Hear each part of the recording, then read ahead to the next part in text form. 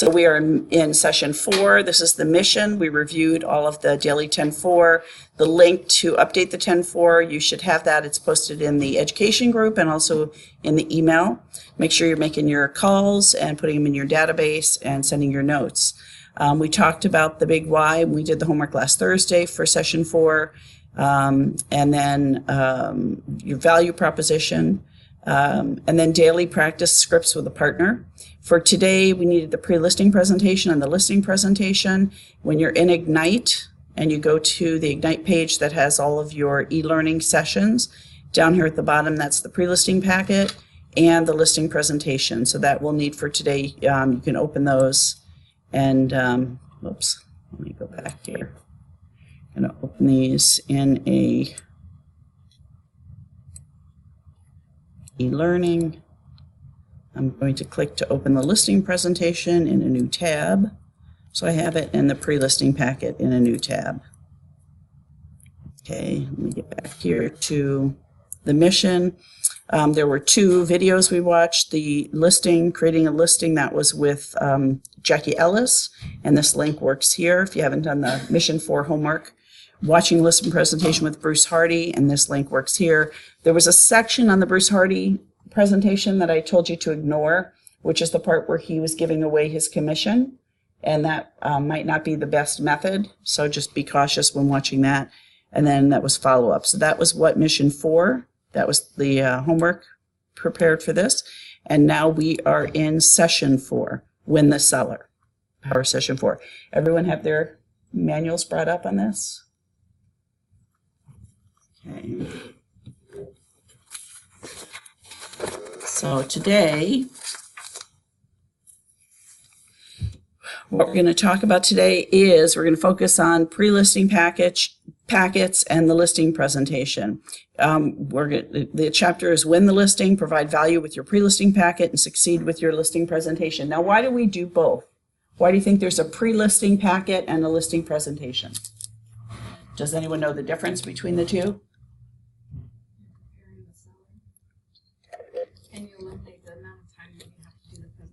All right, prepare the seller and eliminate the time for the listing presentation. So what do you think would go in each? Any ideas? Is the pre-listing more about you, like why they should hire you? So yes. And then the actual listings about the house. Right. So in a pre-listing presentation, you're talking about you and why you need to be hired. It's all about you, your testimonials. It's the information that they would need to know why to hire you. So by the time you get there, you are just worrying about how to price the home and any questions that they have. Shut the door here.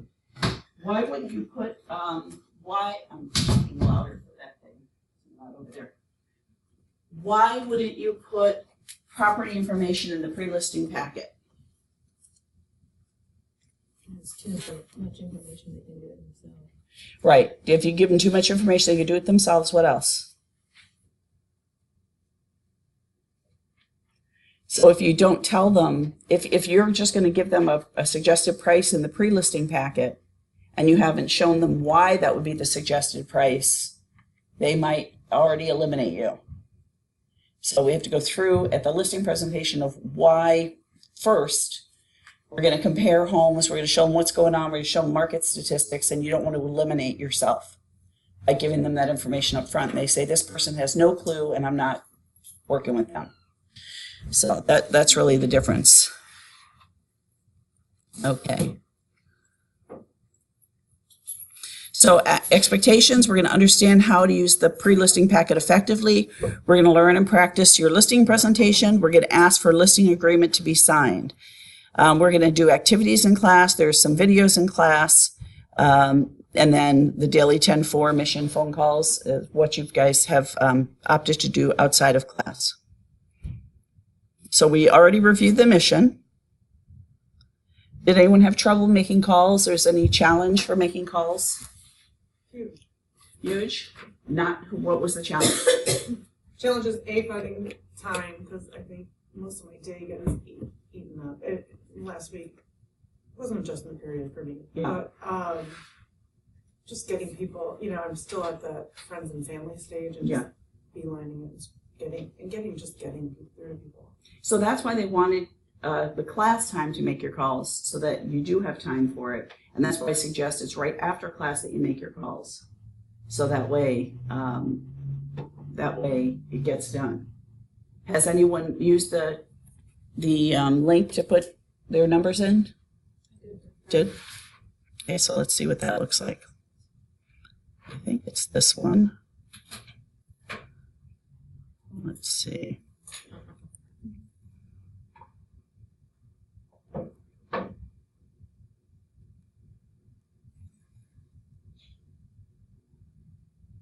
So we have numbers in here. And so this was odd that it didn't, oh, date for tracking became that at the back end. All right, so that's the date. I put it at the top of the questionnaire, but it's second at the back because I didn't have it on the original form. So number of contacts added to database, number of connections made, number of handwritten notes completed, number of homes previewed. So how did you preview? What did you do, Lauren, to preview? I actually, on that particular day, I just went, it was kind of, but I just, I went to not open houses, I went to New construction? Yeah. So that's good because you get an idea of what's out there. When you go to new construction, you can see the quality of the finishes too. You know, see what's out there. Did you get the second sign in? You got two. Okay. So that helps to go to new construction because you can see how well things are getting done. I like to walk through garages at new construction too, because then there's no flooring and I can see if the cement's cracking. You know, see how well that is, because if the cement's cracking in the garage, within a year, all the tiles are going to start cracking, right? I've closed houses the day we get the certificate of occupancy, that huge cracks in the cement in the garage. Our printer looks confused. I have your study guides and grab those.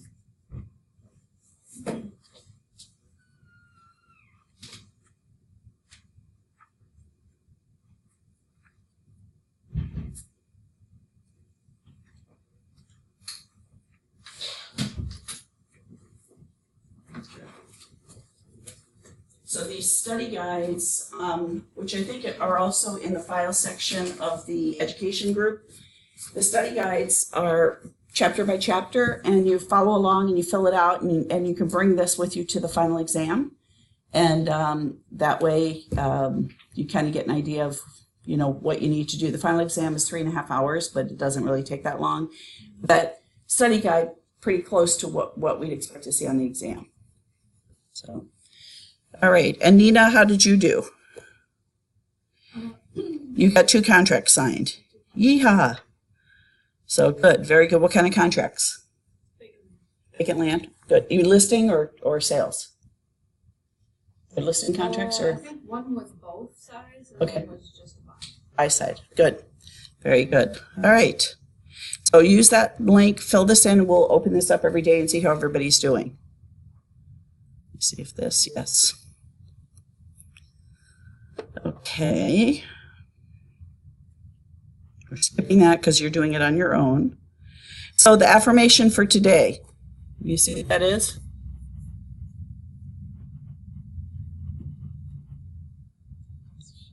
We're going to shout it out.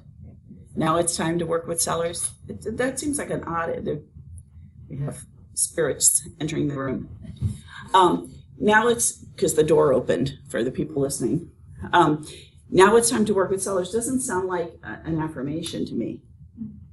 It kind of sounds more like just a statement. An affirmation would be, it's easy for me to work with sellers, or I find sellers easy to work with, or something like that. Does it say it's an affirmation? Well, the pre-listing packet, listing presentation.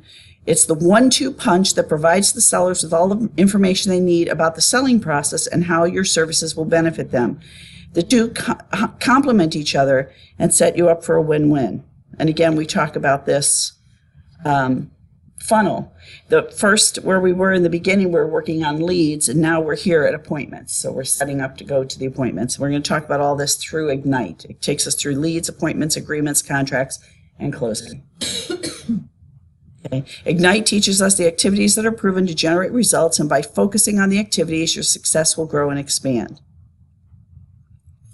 So, we're going to talk about the listing. How many So the seasoned agents, have you done pre-listing packets and dropped them ahead of time?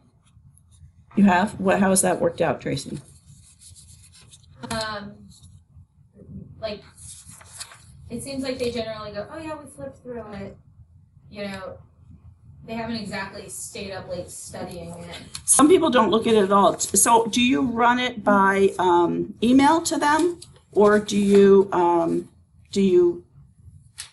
carry it to them? Depends on the client.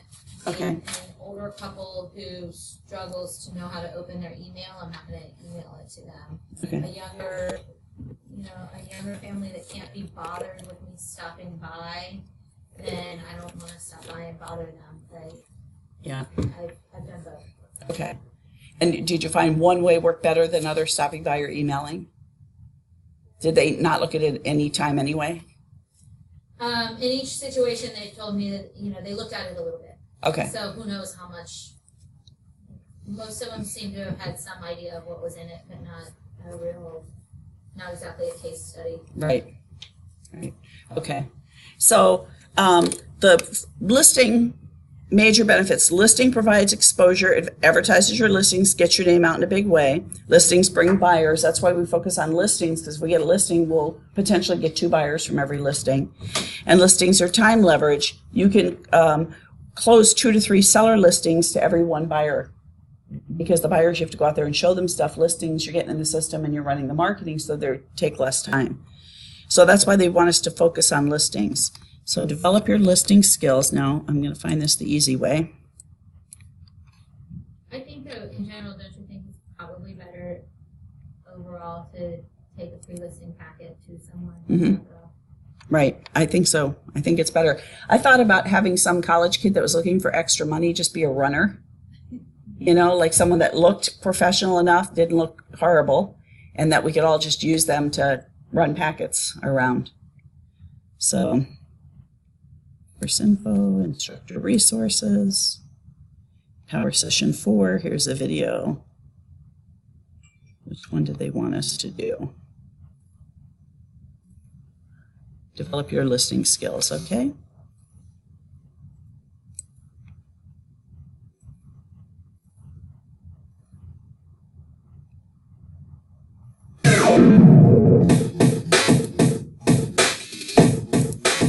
Hi, my name is Gene Rivers, and I'm here today to tell you how to develop your listing skills to a very high level, and after you've done that, you'll be able to go in and take over market share. Number 1, the best source for listing leads is from your sphere and past client list. The fact is, the people you know the people that are going to be moving, whether it's at church, school, work, friends, relatives. Focus on making sure they understand you're in the listing business. Create a pre-listing package that you would give every seller, but rename it your guide to selling homes successfully in your market. That's a good and idea. Give that They might read it. people in your database that you know have influence, that's collateral materials that they can give to their friends and refer you. Step 2, focus on an area, product, or price range. When you develop mastery of a product or an area, you will much more quickly succeed in those areas. And in that area or in that product or price range, focus on the FSBOs in that area, the expireds in that area, door knock in that area, geographic farm in that area, and I'm talking a fairly tight area, so that the people in that area will really, really identify with you as someone who can help them sell property for top dollar with low hassle in a short amount of time. Now we're at number 3. Everyone today that's looking at hiring an agent, whether it's a referral, even a past client, or a stranger who's gotten your name somehow, they're going to check you out on the web. So you need to make sure that your website is competent, that you've got basic, powerful content in there, and specifically that on the landing page, the very opening page, there is a direct offering to a seller. Find out what your home is worth, get a guide to selling your home. But if you don't do that, you're going to miss opportunities, because people will get your name, check your website out, and go, I don't think so. I've seen a lot better sites. Fix your website with a database that you are working on a consistent basis, and with a tight focus. You build your reputation. If you're visible, you will find you will take over more and more listings, and in a very short amount of time, in 12 to 24 months, you will own that market. That's how you take market share. So what do you think about that?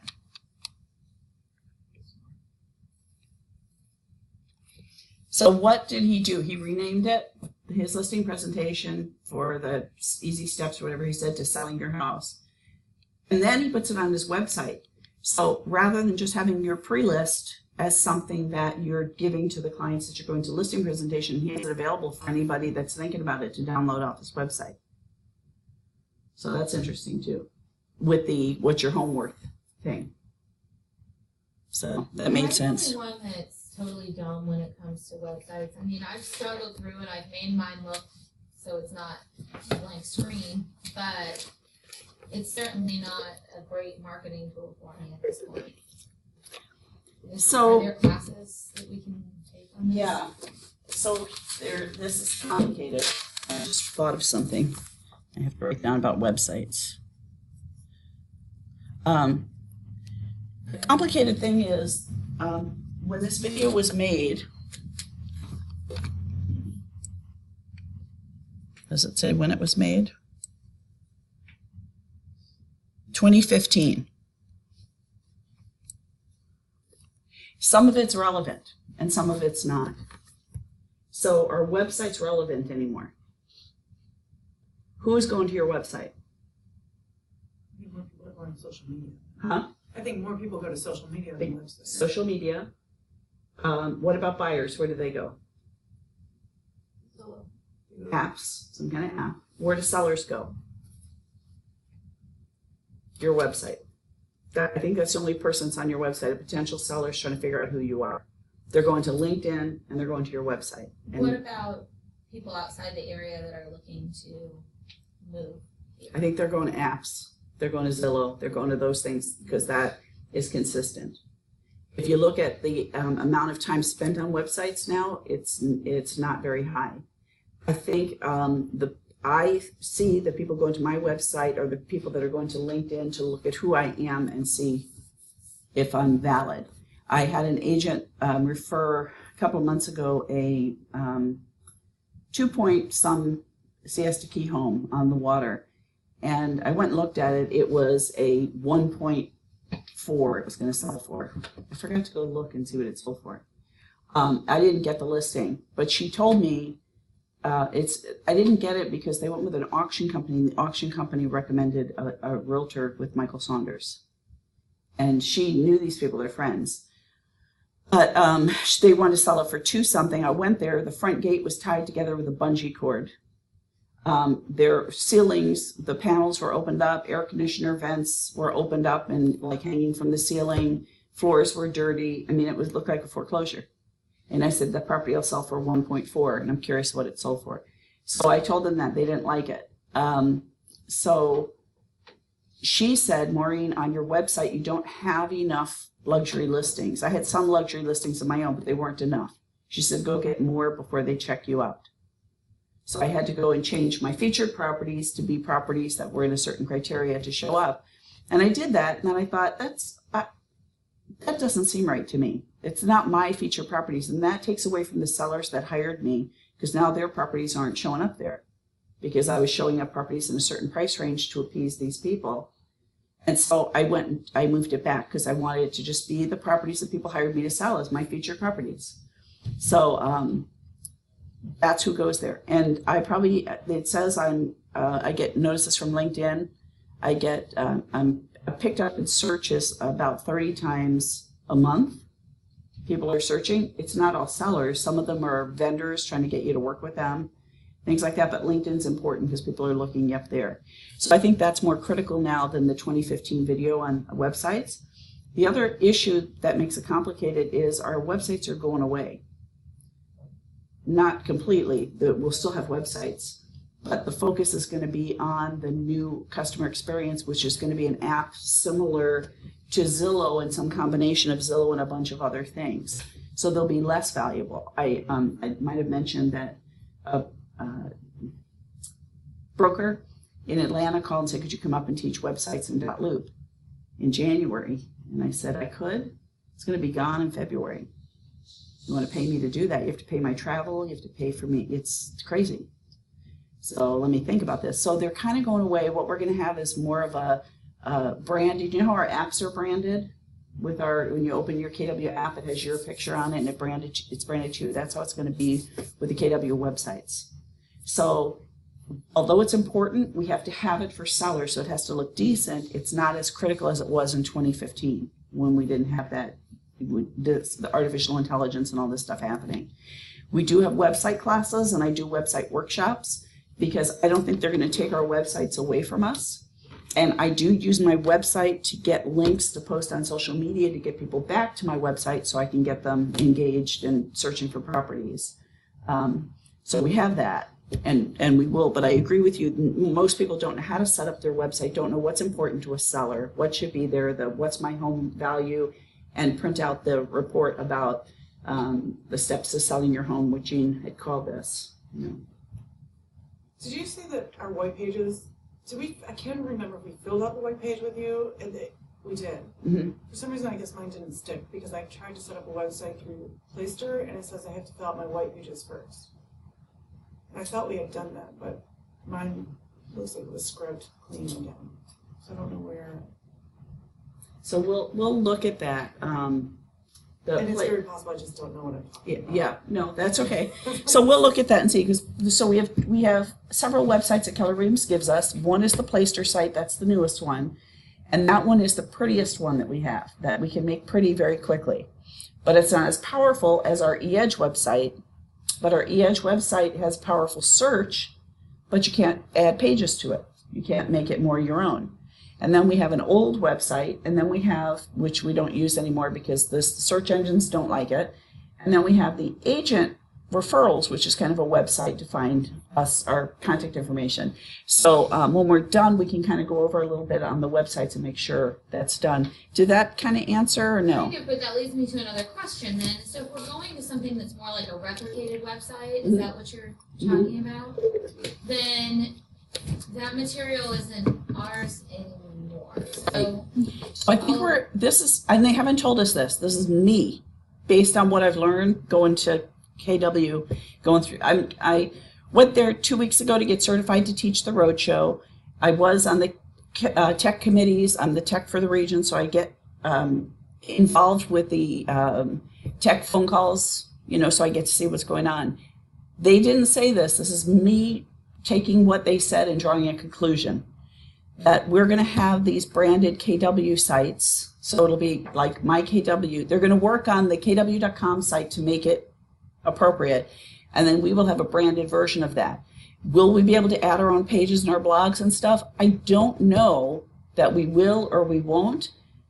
What my guess is, they haven't told us that yet, is that we will have ability to have a blog, which essentially is adding pages to your site. And you'll be able to reference that you'll put a link in on your KW setup, and you can reference that blog from your templated or your duplicated site. That's my guess. So it sounds like it's crapping out. I think it's going to be very good. I think it's more like some of these other sites that people spend hundreds of dollars a month for, thousands of dollars a month. I think it'll be more like that, because those aren't individual sites. That's one site that would be licensed to each one of us. Right, but you and I talked about one of those recently, and one of the things that you cautioned me about with it was, listen, that means that none of those leads are yours. They all belong to the company. But they don't do that here. It's your listings, your leads, and that'll remain the same. It'll just be that we don't have to maintain our own website. So now, part of the concern, I think, with the agents is we're not techs. We don't want to have to worry about making our website relevant. So if they do it in one site and it's branded to all of us, then it's relevant. The videos are on there, they're updated this month in real estate, all that stuff is happening. Then we have a site that looks relevant for our clients. And then I believe it'll be a blog that'll make us unique or different.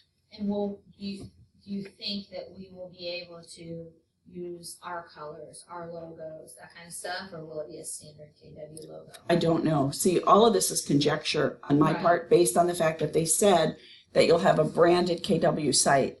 And so when I think of that, I think it's the app. If we all look at our apps, they all look the same, but it has Right. our picture.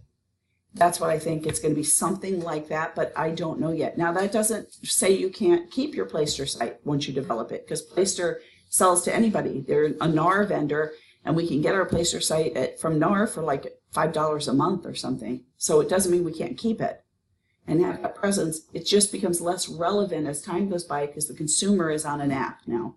Okay, so let me change gears for a second. LinkedIn. So the only thing I use LinkedIn for is, sure, let's connect.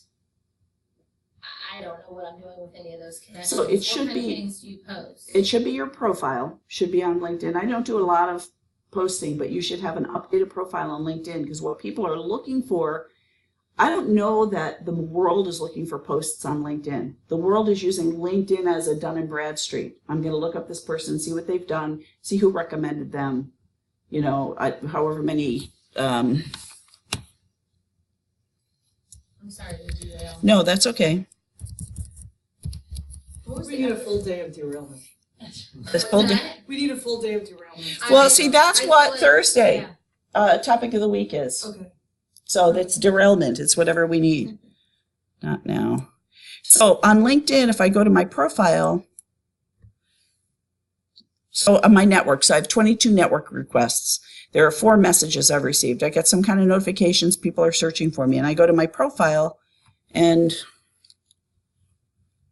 I think that's an excellent display of Vito's. Isn't that nice? use of- yeah. so view profile. So when I go to my profile, I set up who I am, where I am. 61 people viewed my profile. This is private to me. I appeared in 20 searches over whatever period.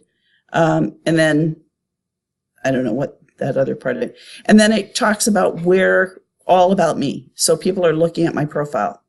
And then down here, it's going to be what my skills are, people that endorse me. 81 people have endorsed me for short sales, 71 for sellers, 57 for foreclosures. So you can give endorsements to people, and you come in, it asks for that. Recommendations, 34 recommendations received, 16 given. So here's what people had to say about me. And so that kind of stuff is how this is. It's your online resume. And that's how you should set up LinkedIn. So how Whether- do you get people to endorse or recommend? Or All you're doing is you're connecting with people, and then it'll pop up on there, say, would you endorse Maureen for this skill? And they would say yes or no. So you have to put in a skill, like, okay, Um, I want to do Yeah. short sales. So you put in what your skills are. So this should be a whole LinkedIn, how to use it, Twitter, how to use it. It's, all of that kind of stuff. And then certifications, what my interests are. So it just is really like an online resume. And then when you're going to, when you sign into LinkedIn and you're looking at the posts, so Vito has a nice post there. There's 3 likes, probably people he knows, right? But there's not a lot of, now this has 880 likes because it's Google Cloud. So it might not be just likes here. They might be using that. It's got Google Cloud has 161,000 followers. So that's the other thing. How many followers? It's also a different type of post. Right. But and then these Neil communities, these are advertising posts. And so 82 likes on Neil communities. So it's not really a Facebook social media likes thing. This is Tina. She's a Lakewood Ranch realtor.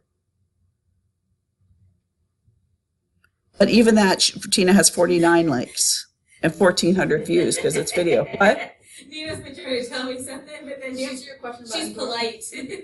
about endorsements, if you endorse somebody else, that's how you're going to get endorsements back. It's like this reciprocal thing with Right, okay, kind of an Instagram. Like if you endorse somebody else, then they feel obligated to endorse you for something. So somewhere at the top of your profile, it'll say, do you want to endorse these people? Whatever. And it'll remind you. But it's really your online resume. But you should have that because sellers are checking you out on LinkedIn. When sellers call me, they say, I checked your LinkedIn profile. When I have a referral, someone says, Maureen, so-and-so recommended me to call you for a referral. I say, okay, well, here's a link to my website that shows a little bit about us. And on my website, I talk about what areas we service. listings that, properties that we've sold, where they're located. They can click on the property and see what it is and go through it, and then a little bit about us. So I send them that link to this about page from my website, and I send them the link to my LinkedIn profile so they can look it up. So that's how you would use that. Does that make sense? And you can put that kind of stuff in your pre-listing packet because it's about you. This is just a Google Fusion table. It's a table, and you say, what do you want to show up at each of these points? And I put an address, and what do you want to show up at the address? If I click the property search, it's going to show me information. Well, maybe not that, because it's here. Show me the properties in that area, property search for that. So it's just kind of something a little bit different, you know. So anyway, all right, getting back to this, that's pre-listing. So that would be pre-listing stuff, which you could include your LinkedIn profile, you know. So working with sellers. So lead generation, that's when it pays off. Your hard work is paid off, and now you have to win the listing agreement. The informative pre-listing packet and a high-impact listing presentation help you achieve the following: pre-qualifying the sellers and understanding their motivation, which is important, right? You don't want sellers that are going to make you get a bad reputation in the neighborhood because they really don't want to sell. Position yourself as the expert. Win the listing, allow you to price the home to sell, and that statement for the most amount of money in the shortest amount of time. And now the clients are adding that with what Jean said in 2015. They want the least amount of hassle. So the bundling things, bundling services, we're going to take care of this. We're going to make sure that our lender is going to offer closing costs to the potential buyer if they want to take it. So if the buyer asks you for closing costs, we got it covered. It's not coming out of your pocket. And we can do this at Keller Williams, you know, that kind of a thing. And then set the seller's expectations. We're going to do that through these packets. So how do we pre-qualify the seller?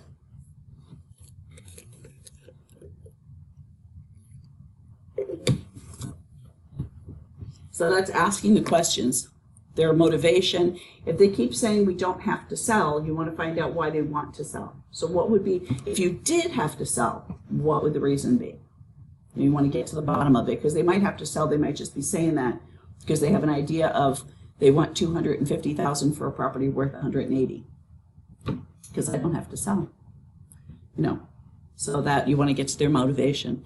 It also helps you avoid wasting time on people that really aren't serious. They're just testing the market. And the pre-qualification process, it's a conversation with the goal to get to know the seller better. It's getting that relationship going. So there are scripts on the next couple of pages. So here's a form, page 14, seller's name, how did you hear about me, where are you moving, what's motivating you to move there, how soon do you have to be there. So let's say they have to be there by February 1st. Well, if we sell your home in 30 days, would that be a problem? Why would it be a problem? Well, I'm building up there and I don't have a place to go. You know, so we have to figure out what would happen if we got a fast offer. What would happen if your home did not sell? Now, agents have said, I don't like that question. It makes it sound like I can't sell your home, right? Are you saying to the seller, what would happen if I couldn't sell your home? So if the seller says to you, if you say to the seller, what would happen if your home didn't sell? And they say, well, that confuses me. I thought you said you could sell my home. Yes, I could sell my home, but some sellers don't want to sell. They want to price at a price that's not realistic. They don't want to allow marketing. They want to be very restrictive on the showings, and so therefore it's difficult to sell. And so I'm getting to know you. I don't know what kind of seller you are, if you're a motivated seller or a seller that's going to restrict people. I just want to know, if your home didn't sell, what would you do? You know, and you kind of get around that. But that's an eye-opener for them, that they have to understand that they have to cooperate in order to get their home sold. How much do you want to list your home for? That tells you something. How much do you owe on the property? So you get all of this. This is the conversation ahead of time as you're setting the appointment. You're getting ready. So you're getting this information so you know how to address things that are important to them and how to properly prepare to address things that they don't have the proper viewpoint on. I'll send you, I'll be sending you a packet of information. Will you take a few minutes to review it before we meet? So you're asking for that. Do you have any questions before we meet? Will all decision makers be there when we meet? Just so you know, our meeting will take between 30 and 45 minutes, okay? Or whatever it is. I look forward to meeting you on Tuesday, the 14th at 2 o'clock. So the pre-listing packet. It positions you as the real estate expert of choice, the best person to get their home sold. The pre-listing packet plays two roles: pre-selling, so they're designed to build the seller's confidence in you. That's what Nina had said, and answer their questions and objections in advance. And it saves time because a strong listing packet, pre-listing packet, they'll already come to the conclusion that they're going to hire you because they like what they see in the pre-listing packet, and then the listing becomes just a short consultation. So now this is the pre-listing packet. So let's find out where I put that. Pre-listing packet. Materials. So I clicked on the pre-listing packet on, wherever I clicked on it. That's the listing. On the page that had all the boxes, I clicked on pre-listing packet. I'm in the pre-listing packet. Now I click on material. And then here's the pre-listing packet, not the Canadian version, but the regular version. And this is going to be relatively small.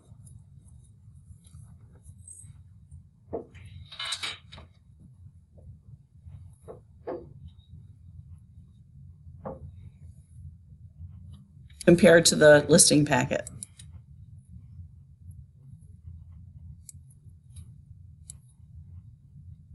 Let me see where.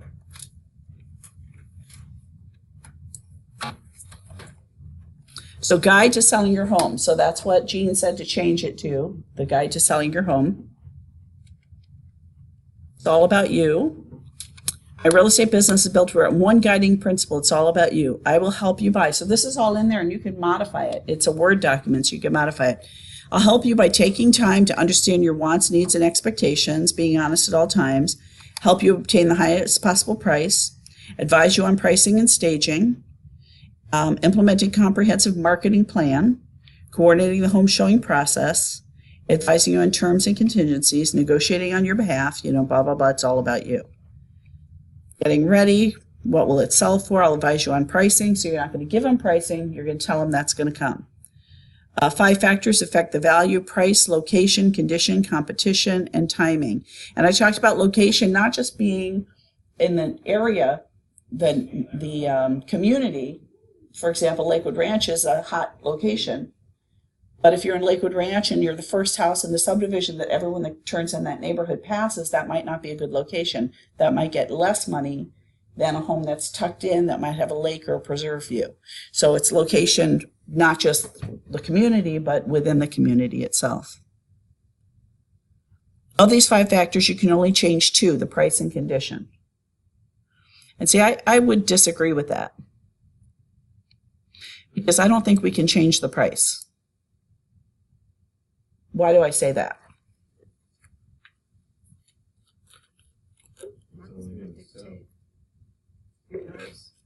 Same, Jerry? Same thing? Sell for what a buyer's going to pay. Yeah, the buyer sets the price. We can't control the price.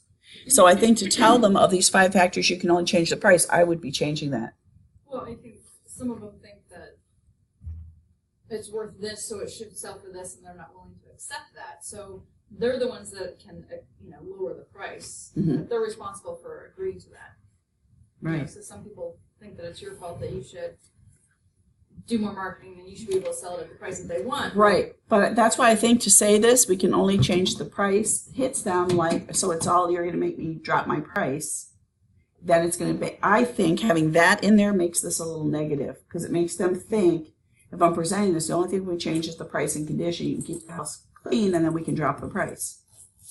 That makes it negative. That's why I don't like that. The only thing I think that we can change here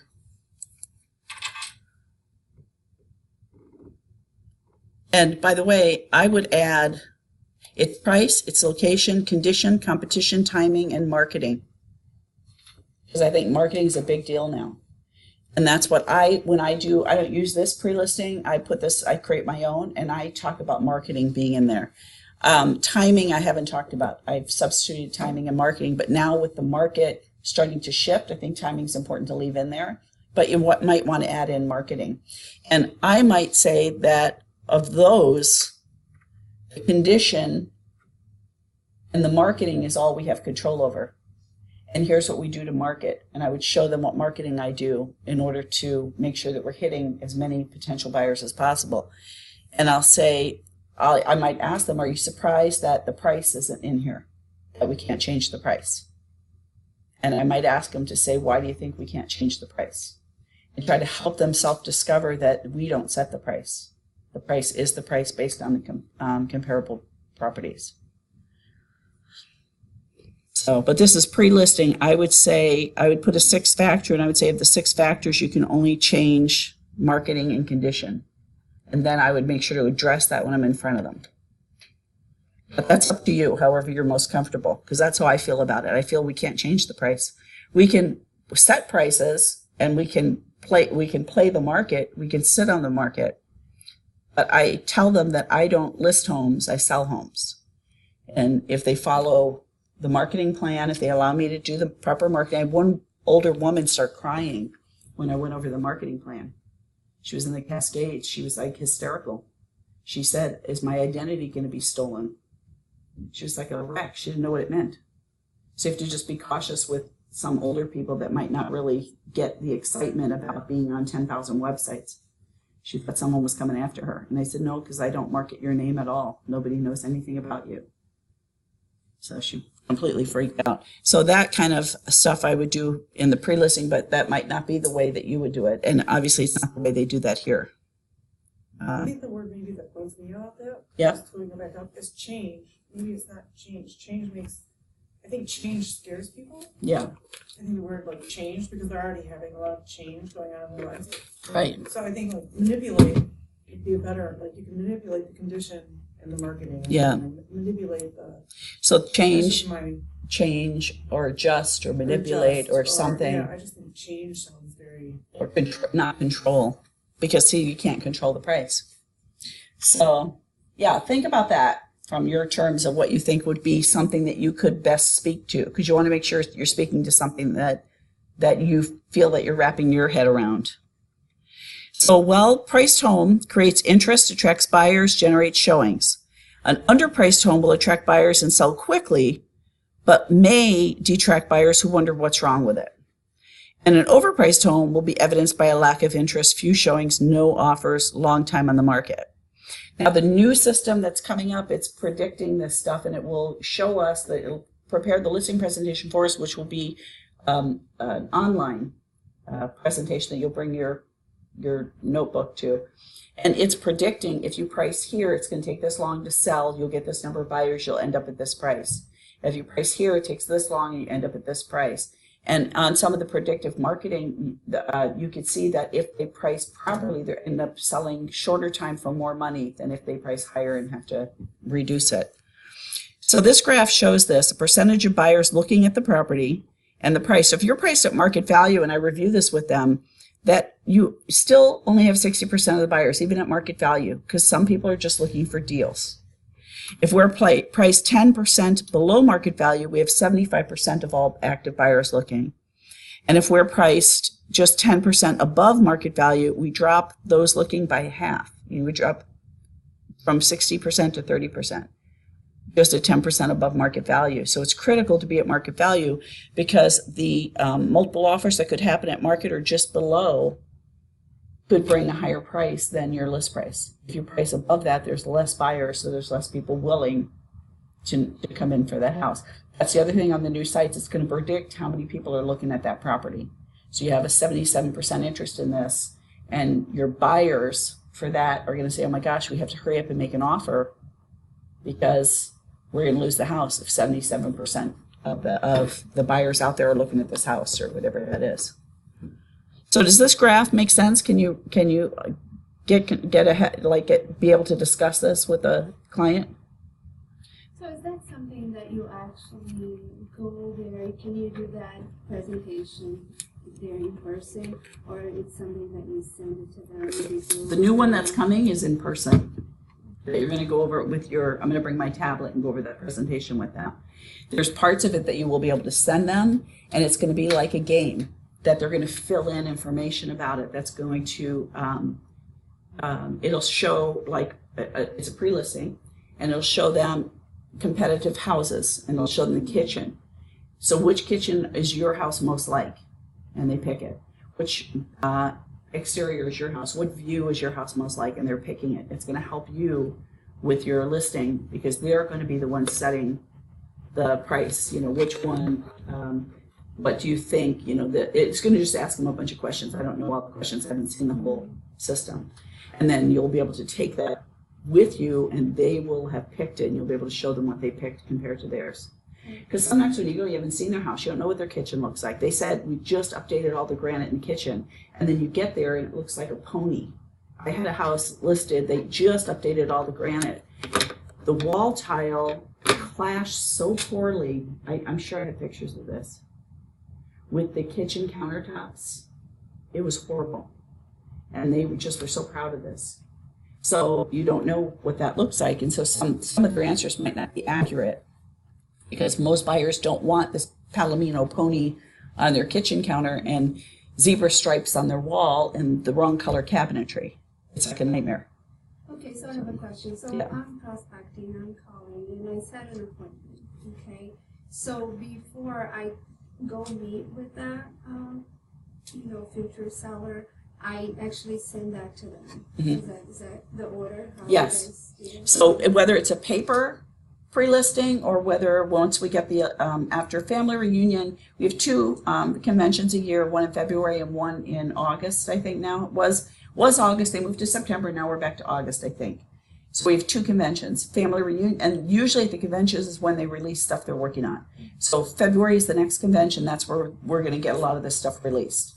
So that, once you get that, you'll be able to send it to them, the pre-listing packet, which will be this thing that they'll go through and answer questions to help you build a listing packet. And then the listing packet would also be electronic, and you take your tablet or laptop there and you go through it, your iPad, and go But through it as with of them. right now, you would send it like this? Yes, and- paper, you yeah. can send it to them. You can do email if you can see if that works. So, or drop it off. So, but this graph is good. It kind of gives them a picture of, what the expectations would be based on their pricing. A lower price will attract more viewings. It doesn't ensure a sale and may not meet your financial goal. So you say, okay, if we're 15 below, we'll get 90%. You might get 90%, but people think there's something wrong with the house. So we don't necessarily want to do that. The goal is to be right at market value, where we're getting more than half of the buyers.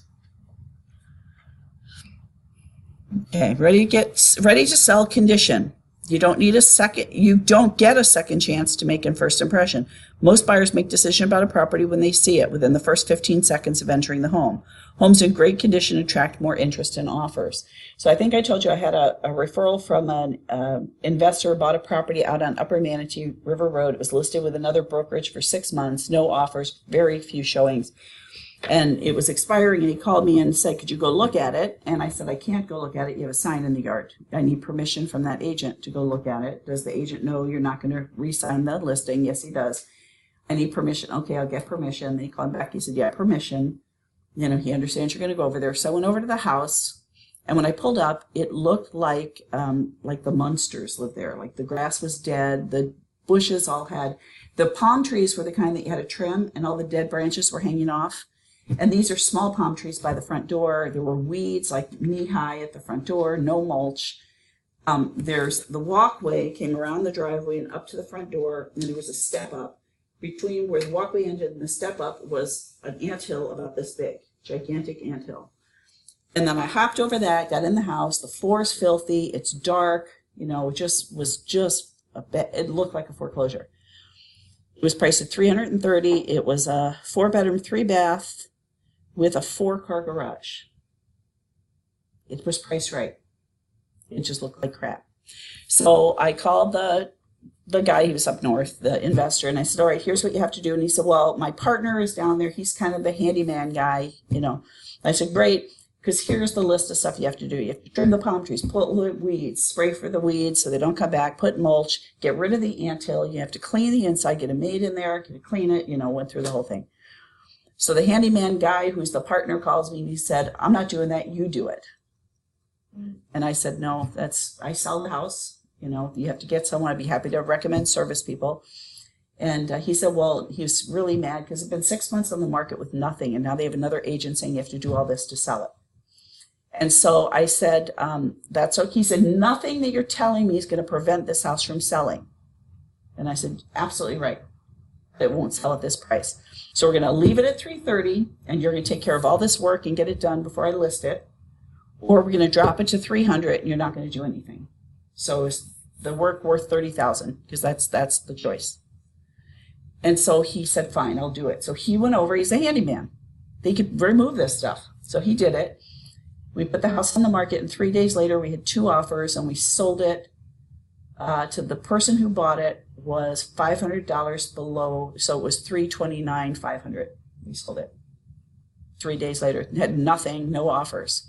But the presentation was horrible. The condition was horrible. They need to fix the condition. That's a great example of this. Because just getting rid of the anthill and putting some mulch in, basically, and having a housekeeper go in, got an offer in 3 days. The other thing I did was marketing, which is not in here. Because when I went in there, it was out Upper Manatee River Road, about 2.5, 3 miles north of 64, with a 4-car garage. Who's living in that house? Who do you think would be way out there with a 4-car garage? Huh? People that are venture. Adventurists, yeah. So, People with a boat. People with a boat, or Trucks, people that tinker. When I looked at the house, it had a workbench in that 4th bay of the garage. I said, this is going to be someone in their 50s. Their kids are in high school because they're not close enough. It was on acreage, an acre and a half. It's not close enough to kids to play. No person with young kids is going to want to live there because it's not close enough. It's going to be someone that tinkers in the garage. I'm going to say they're in their 50s because now their kids are in high school. And somebody that just is that kind of person. So when I did my target marketing on social media, that's who I targeted. Anyone on social media in the area of Lakewood Ranch within 50 miles that's of this age group and that likes, because you could pick things that they like, and I picked things, magazines, things like that they would like that had to do with tinkering. And that's where we sold it. So the marketing's important and the condition's important. Right? Make sense? So if you can have that conversation with them, it makes a difference. Now, sometimes when I go into the house, it's a disaster. They have those curio cabinets filled with crap and it's packed with dust. Have you gone into houses like this where, new agents have it, you go in and they're all over the dining room, those dining room hutches with all the plates in there, and the dust is disgusting and they're packed in. There's so much packed in, if you open the cabinet, crap's gonna fall out. Kitchen counter, everything all over the kitchen counter. It's a mess. So if I say to them, you people live like pigs, which by the way, I might live like this. I'm not trying to sell my house. I don't have curio cabinets or anything, but we do have a lot of stuff on the counter that we don't need on the counter. My daughter lives with us, she's 24. When she comes in, whatever she has gets dumped on the counter. And I said, this is my house, stop it, So we do have quite a bit on the counter. When you go in there, if you say this to the seller, they might be offended and not like you. So often when I go into a house, depending on the condition, I will tell them, I have a stager that I use at my cost that will come in and give you ideas. This looks like some kitchens back here where we have this stuff staged that I go into. I have a stager that will come in and give you ideas on how to improve the inside of the house so it becomes more appealing to buyers, so that a buyer would be wanting to make an offer and you might have multiple offers. So I don't generally do that because I can sell houses and I can market them. I'm not really good at that staging stuff. And then I paid my stager $100 prior to closing and $100 at closing for taking her time. She spends an hour and a half with them. So that's what I pay her. There are people that might do it for less. There are people that do it for more.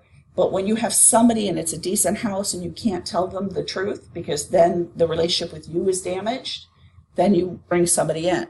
And staging, decluttering, improving the general cleanliness.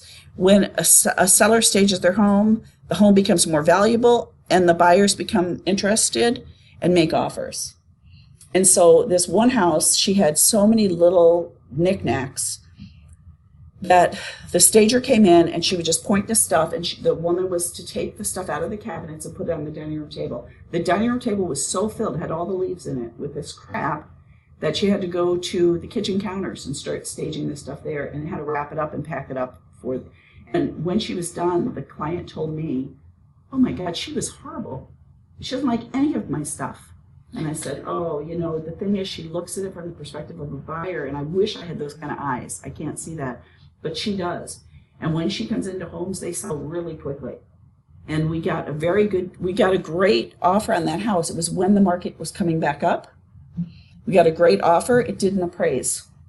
And the buyer said, "Can you meet the appraisal?" And we said, "No, we're going to put it back on the market," because the market was climbing. And they said, no, we'll do it. We're going to hire another appraiser, because it was a mortgage. They needed a better appraisal. The second appraiser was $13,000 above their offer. And so that worked out and we were able to close it. So it was really good. But getting all that stuff out made a huge difference because buyers can't see past that. They can't see past colors of the wall. It's kind of goofy. I don't know why they can't see that, but they can't. So staging is really important.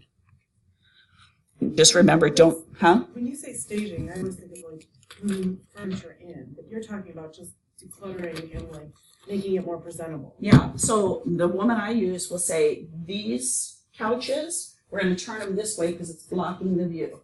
So we're going to turn them facing each other so they can see straight through the view. We go, okay. Or I'm going to take the dining room table and move it to the living room, take the living room furniture and move it to the dining room. Because that'll change the perspective of the room sizes. That's what mine does. Okay. There are vacant homes that you can stage to put furniture in specific rooms to make it look better. Those staging, that normally is a higher priced home because it costs money. Some companies will stage the home with furniture and the seller will pay the monthly fee to rent the furniture. But if the buyer wants the furniture when they buy it, then the company will credit back the seller for the buyer purchasing the furniture for anything they paid. So there's that. And then there's virtual staging, where you can send a room to companies and they'll virtually stage furniture in there. You pick, you want modern or colors, or you tell them what you want in there and they'll virtually stage it. For me, I just use I only use it when the house is disgusting and I don't want to tell them. So that's how, I always know that a stager's coming because I can't tell them how horrible it is. Rolling up, if it's not horrible, if you go in, it's pretty decent, you'll tell them things like on homes that are in great condition, I don't need a stager. I'll say, I use the stager, but generally it's to come in when lots of work needs to be done to make it look presentable. The only couple of things that I see here is just make sure that all the appliances are off the kitchen counter before showings. All this soaps and stuff are off the bathroom counter so it looks nice and clean. And you take your bathroom rugs and roll them up and put them under the sink. Because I said what you could do is go to a model home and you see what theirs look like. There are no rugs in the bathrooms. It makes the bathroom smaller. And there's no stuff on the countertops. So just get that off. And you say, okay. But that's the extent that I'll go. But she'll come in and say, got to dust the vents. She'll do all the mean stuff. So. Are there companies around here that actually do the furniture? Mm-hmm. Yeah. Down in Sarasota, huh? There's a girl up in Parrish that I've talked to a couple times. I've never had her come in and do it, but I've seen tons of pictures of stuff she's done. It's gorgeous. And she has furniture? Yeah. Some people have their own storage of furniture. Some furniture companies where you can rent furniture. Canes Furniture, they went out of business. The family canes, not the cheap canes. Not the, the big canes, but there was a family-owned canes. They used to do it, but they retired and closed down. And I'm trying to think of who else. But companies that rent furniture, if they can, they'll do that. Bring furniture in that you would pick, but nicer companies, like I would go to on University by Home Depot that begins with a P. Pomelo shops, something like that. Pomelo. Palmero, PA Palmero, that they might. It's that level company that I think might do it. I actually went and picked up a trailer full of it yesterday, but I have some furniture that for lower end, like not fancy homes, but like, okay, this place is not great, and we need to cover up some of this nasty flooring, and I have some, like, what I would use in my home kind of furniture. Yeah. That, you know what, I have a dining room table that we painted white, chalk paint, put a mason jar of fake flowers on it, stuck it in the dining room. Yeah. You know, I have a few beds that I put in, you know, just to kind of space out the rooms a little bit to, look, this one fits a queen size bed. Yeah. And some people will do that as far as the beds go. They'll get those blow-up mattresses and stack two. And just put a comforter. If you stack two, it's the right height. And just put a comforter on it, you know. So I bought comforters before for homes. I had one home and the bed linens were too old. So my stager person called me and said I was at Goodwill. They had a comforter that I think is right for the master. I picked it up. It was $40. I'll drop it by and give me a check. So I did that. And when I was done with it, I gave it back to the Goodwill.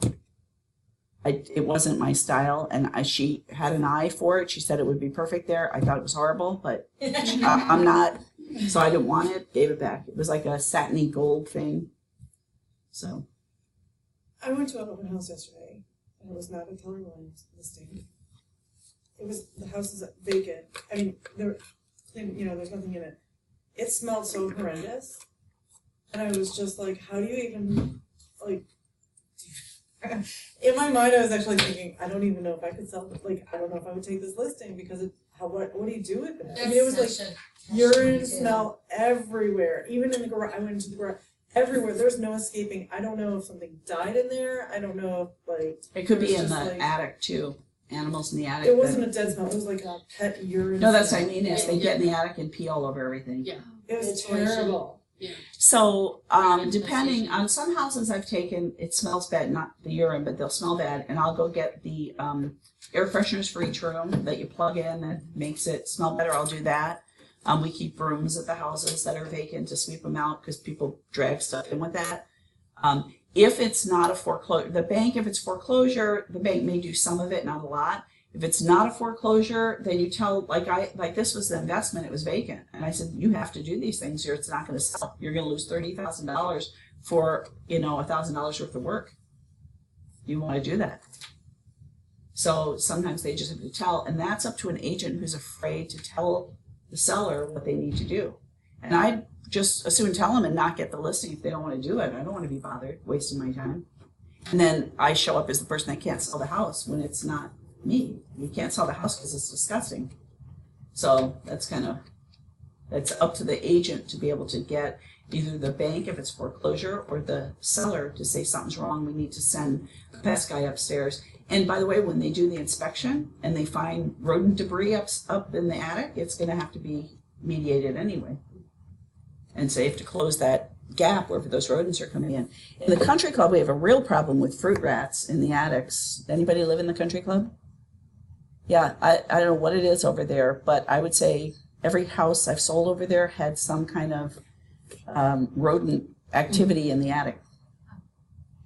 I found, like, even with open houses, I try to find really neutral kind of stuff. But, like, I was doing an open house for another agent here in the office. I held that house open, I don't even know how many times last winter. And I settled on a, like, nice, light, citrus-smelling candle that I would take with me. Because it wasn't bad, it was just vacant and smelled a little stale. Closed up. Yeah. And so I would take this candle with me, thinking, this helps, and it's not strong, and it's fairly unoffensive, And I would say 1 out of every 3 or 4 people that came through.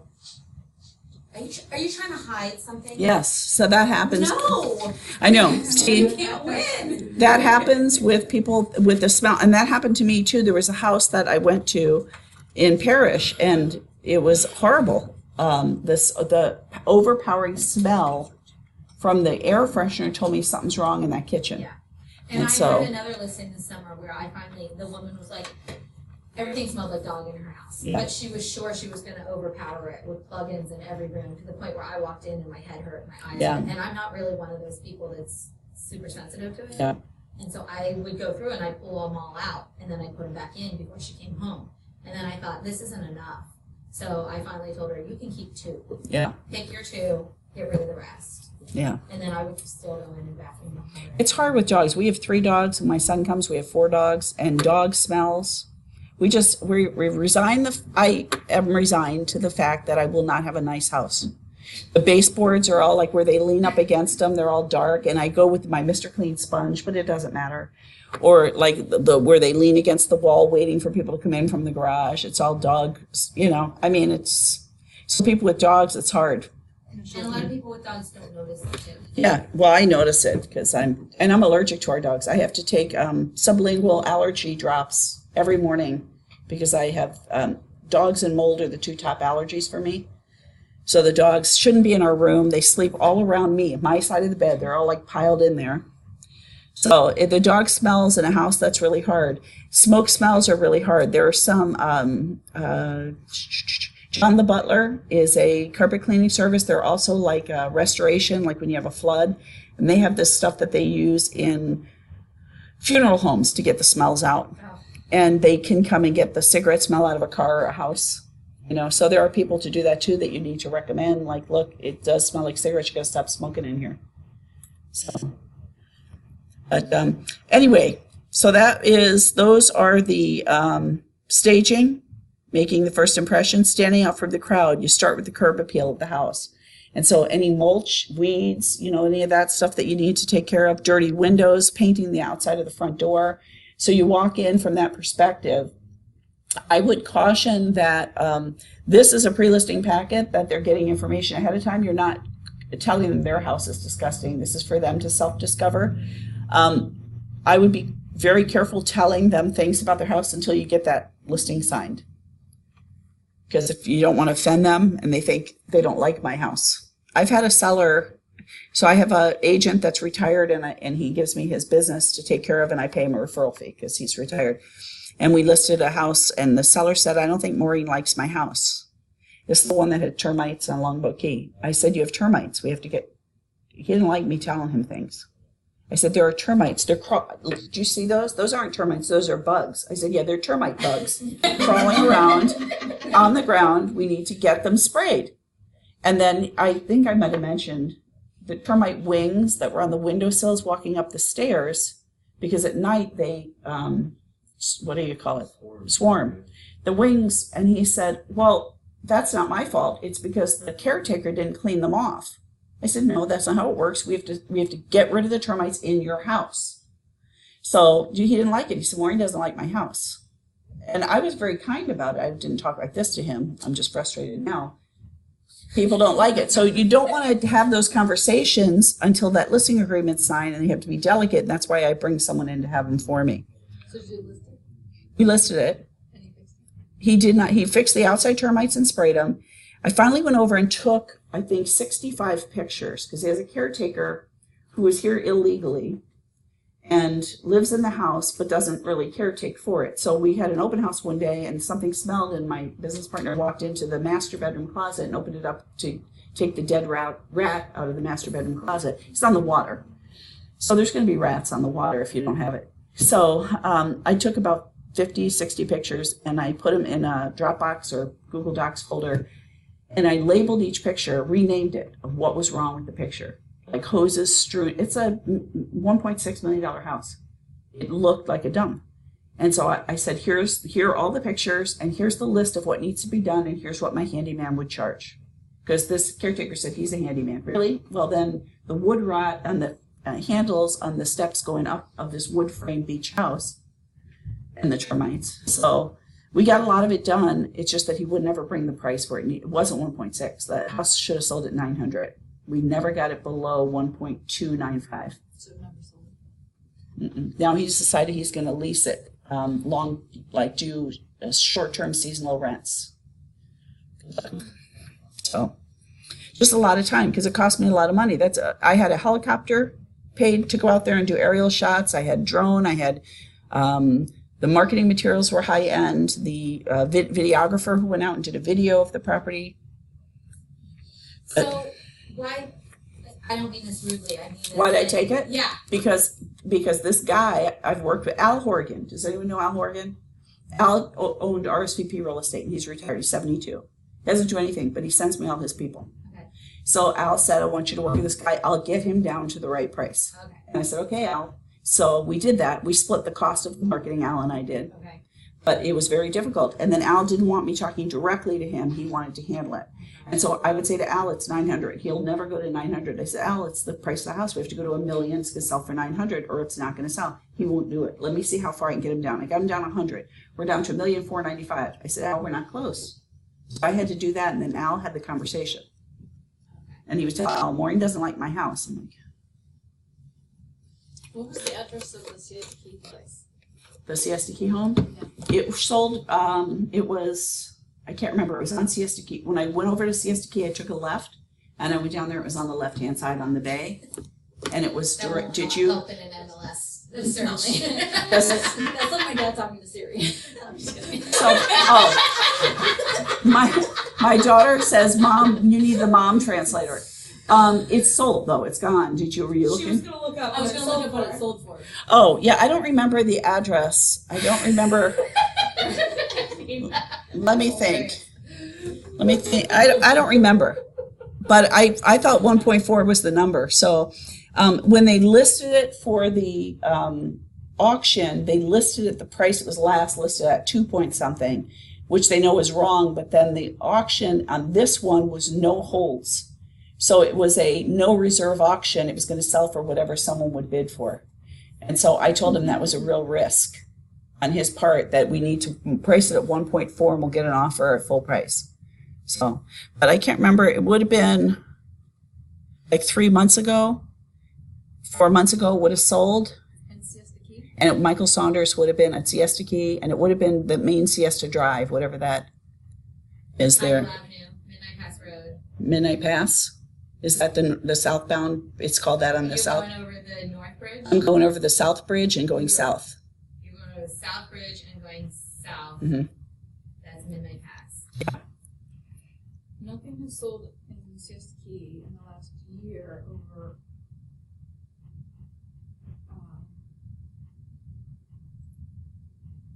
I wonder what he got, because he, over 775. Really? at the house needed tons of work, so. Yeah, but there's But no There's- Michael Saunders agents. been some Huh. really high-end listings come up and then signs come down. I assumed at least some of them had sold. I'll look.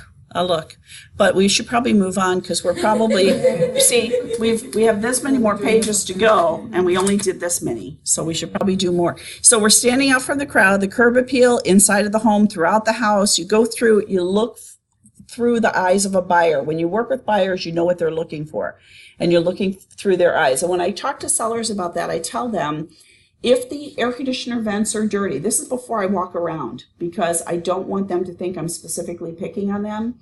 I tell them if the air conditioner vents are dirty, they're going to see that, and a buyer's going to say they're not maintaining the air conditioner. If they're not maintaining the air conditioner, what else are they not maintaining? So you have to look at all of that stuff and make sure everything looks like it's brand new, or they're going to think you're not maintaining the house. And so those are the kind of key things to look for. So your questions, your answers to these questions will guide me how best to serve you. This is something that they're going to fill out, because this is going ahead of time to them, the pre-listing. This is they're going to fill out, and they're going to give it to you. So you're going to tell them, I'm going to send you my guide to selling your house. There's some things for you to fill out that I'd like to collect from you when we meet. What's the most important thing you're looking for in your listing agent? What prior real estate transaction experience have you had? How would you like best to be communicated with? How frequently would you like an update? How frequently would you like an update on your showings? Please list what are your most important concerns about marketing and selling. And that'll tell you what to address. So when you go and you ask them, did you finish this? Can you give it to me? And you briefly look over it so you know how to talk to them during the listing presentation. So if the thing that they hated about their last agent, right here where it says, what was real estate experience you had? What was terrible? They listed my house and I never heard from them. I called, they would never call me back. So you're going to note that when you go in there. If they didn't answer this, I'm going to ask these questions myself to them. I would say, let's go over this. What's the more important thing you're looking for in your listing agent? Have you listed before? When was the last time you sold a house? What do you think would be important to you? What happened with your last experience? What went well? What didn't go so well? What would you have done differently? How would you like to be communicated with? And so I'll go through all this and get this, because then when I'm doing my listing presentation, I can say, so let me tell you what to expect. You're going to get a call from us on Fridays, and that's going to be the update for the week on marketing. Monday morning, I'm going to give you a call, and that's going to be the update on showings, because that'll take the last week plus the weekend showings. And you're going to tell them what you're going to do, and then you're going to have to do it. So, but you're going to address what they just said they didn't like about their agent, because that's going to then cement them to a relationship with you. Does that make sense? Okay. So then this is the part you put about you, your expertise, any technology, either you or the company. Our company does, you know, what we have boilerplate stuff to put in here.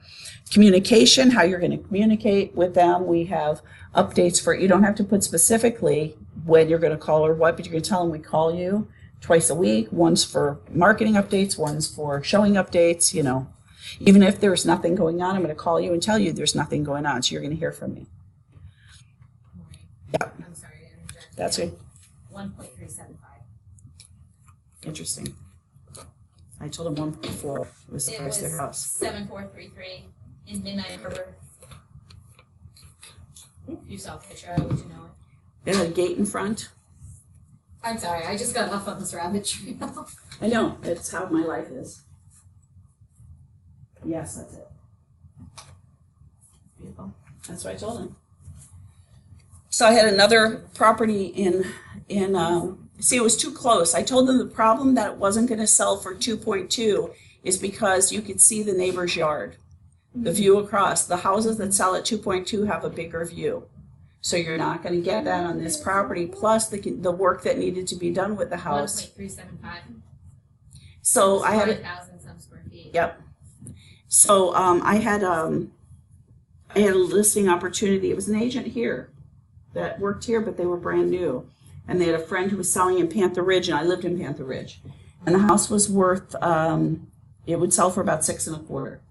And so I went with them. They asked if they can come with me so they can learn how to list and what the presentation was like. And they came with me, but the woman didn't want to hire them because they were new. And she had this expensive house. So I went in and I met with her, and I always bring a binder with comparables. I have them all printed out and marked up and highlighted and what the different values are. And then I have a sheet of paper that I fill out, and there's a column for pendings, a column for solds, a column for actives, and then a column for expires, which I don't use that part of it.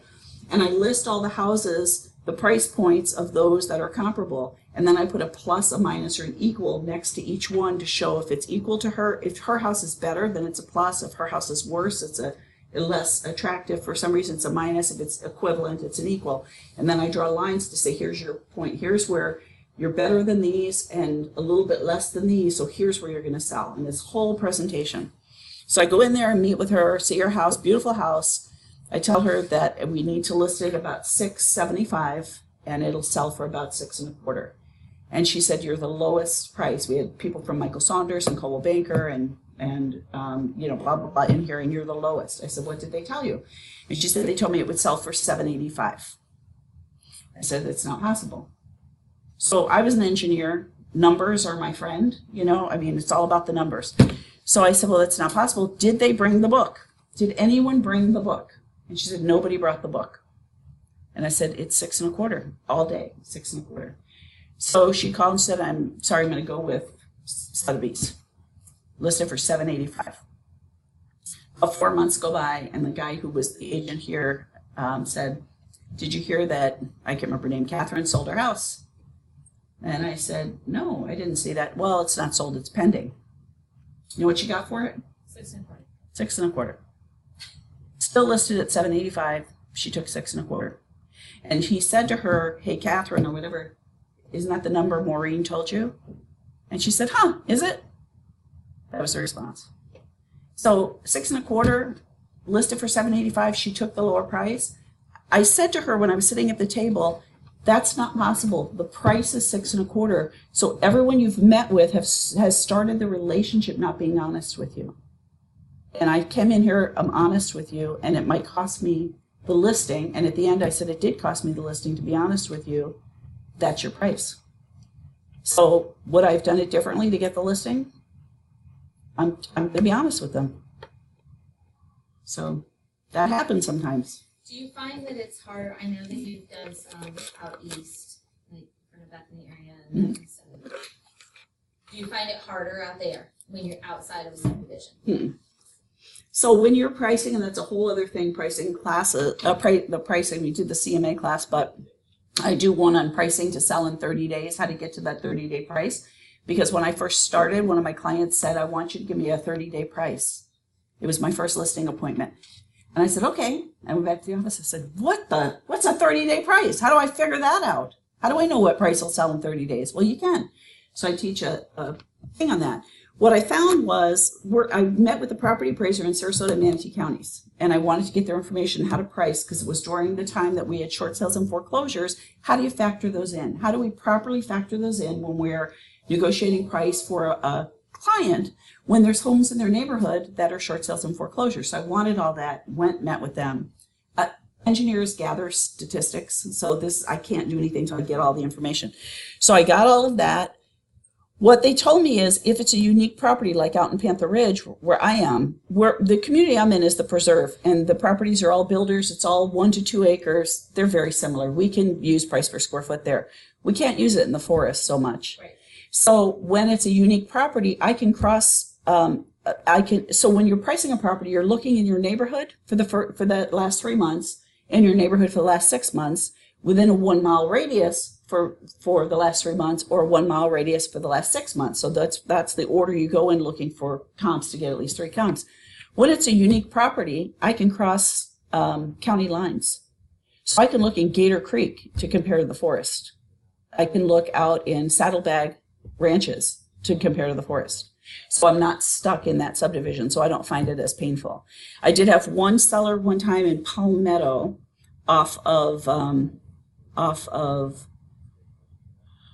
exit 229 there. She had a 2.5 acre property backed up to 2 subdivisions with like 6,000 square foot lots.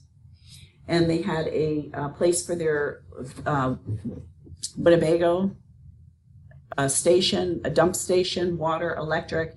They had a spot. The husband was a roofer, but he liked hunting. So he had a spot in the back where he did target practice, but from up in a tree. So he had a platform and a target across at a tree, because he had all this acreage. They were on a creek.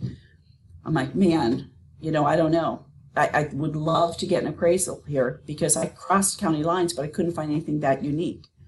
So I said, I think the sale price of this house is going to be $360, but it could be $350, it could be $340, it could be $365, somewhere in there, but I can't prove it because I have nothing to compare it to.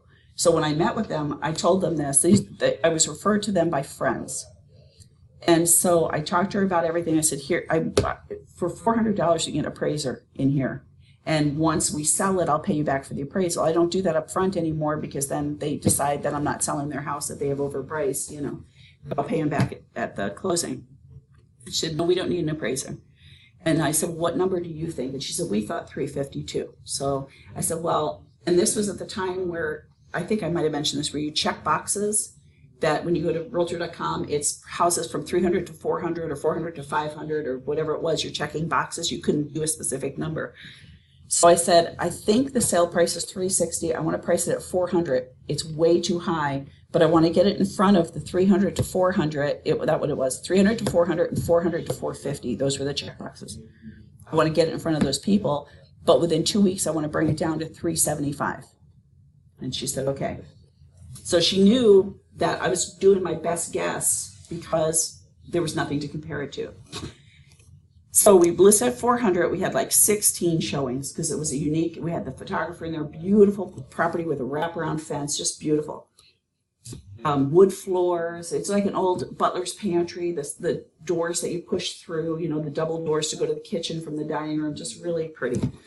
And we had a ton of showings. And I said to her, okay, 16 showings, no offers. We had to drop it to 375. And she said, if you want to drop it less, it's okay. I said, no, that's our number. 360, I think, is our sale price. So we dropped it to 375, and we got an offer for 350. And I said, I think that's really good, but I think they're willing to pay more. They love the house. They live around the corner. They've been watching the house. I think we should counter at 365. And she said, oh my God, I'm so scared. And I said, trust me, I think we're good. I think we should counter at 365. So they came back at 363.5, and we took it. And she held her breath for the appraisal. And I said, I think we're good. I think we're okay. I thought the number was 360 based on everything I did. And it appraised, and we sold it. And at closing, she started crying. And I said, what's going on? And she said, we interviewed 4 realtors before we gave this to you. And they all said it's Palmetto. The comps show a sale price of 300. I said, oh my God, they compared to the 6,000 square foot homes. You can't do that, right? You got to look at what's comparable to that. And I said, never would have been 300. That was never a price in my head. This was a 350, 360 house. And she said, we got $60,000 more than we ever expected. And she was like hysterical, you know. So but that's the thing, is when you're comparing these odd houses, you have to be really cautious. And often you can ask them for an appraisal, but you can cross county lines on properties that are so unique, the land or the property or the lake, whatever's on that property, appraiser will cross county lines for that. When we meet later this week, I want to see how you do it, because I have a unique home, and I'd like to sit down and have you help me like comp my home just for education purposes. Are I don't you plan to ever move, but are you here? I can look and see what the topic of the week is, because we could do it all together. You know, if anyone wants to come to do that, On Thursday? I can. Yeah. So see what that is. Let us know. what time is the topic of the week? Well, I'm going to, let me look at it. So I'll send out the email today on this class, and it'll go to everybody. And then you reply back saying, I can come to this time and we'll go over pricing. But I do want to do that pricing to sell in 30 days. That's a 90-minute class. I do want to do that because that really is I don't know what I'm going to price a house until I finish that sheet where I've got the pluses and minuses. I have no clue until I get that sheet done. And that is easy. Huh? Next week? Yeah, do Not something. this week, no. No, well, next week's Thanksgiving, so we don't want to do anything. It's early this year. So, but we'll get that in there because I want to, Thanksgiving is next, yeah. So you put in all your stuff, any awards you have, any honors. If you don't have any for yourself because you're new, then you're going to find out what the office has. We're the top selling office, top profitable office. We have the largest, whatever it is. Andrea can give you numbers of information to put in here for yourself. Personal, any charitable work, interest, volunteer work, hobbies, and then your commitment. What's my commitment to you? And you can use the Keller Williams commitment. And here you can leave Latin in here if you want, if you speak Latin. But these are testimonials. And it doesn't have to be testimonials about you in real estate. It could be testimonials about you in life, whatever business you did before. Determined, professional, whatever that is, put some testimonials in here of what people say about you. And then that's the last page. That's it. So you can add to here some information about where Keller Williams markets to, where the listings go, how many websites it ends up on. That's the kind of stuff that you put in here, nothing about them for pricing. Does that make sense? Do you guys do any kind of video, like coming soon video? Mm-hmm. Just go in front of the house and short video? So Keller Williams has a video program that we have. It's you can make custom videos, you can use listings, it's all different kinds of video that we have. You can do that yourself with your phone. I did an intro from Fiverr I think it cost me $20 to do my intro. I had Fiverr.com, Fiverr. Fiverr.com did my logo, and then I sent my logo to a person on there that changes that into like a video, thing, and I put that in front of that. But yeah, video is great and should be used. So, any questions about pre-listing? No. So many, yes. All right, let me figure out where we are. I think it's here. Yeah. All right. So then we have a video, the listing presentation. Yeehaw. All right, let's figure out where that is. Course information, instructor resources. Here, skills listing presentations.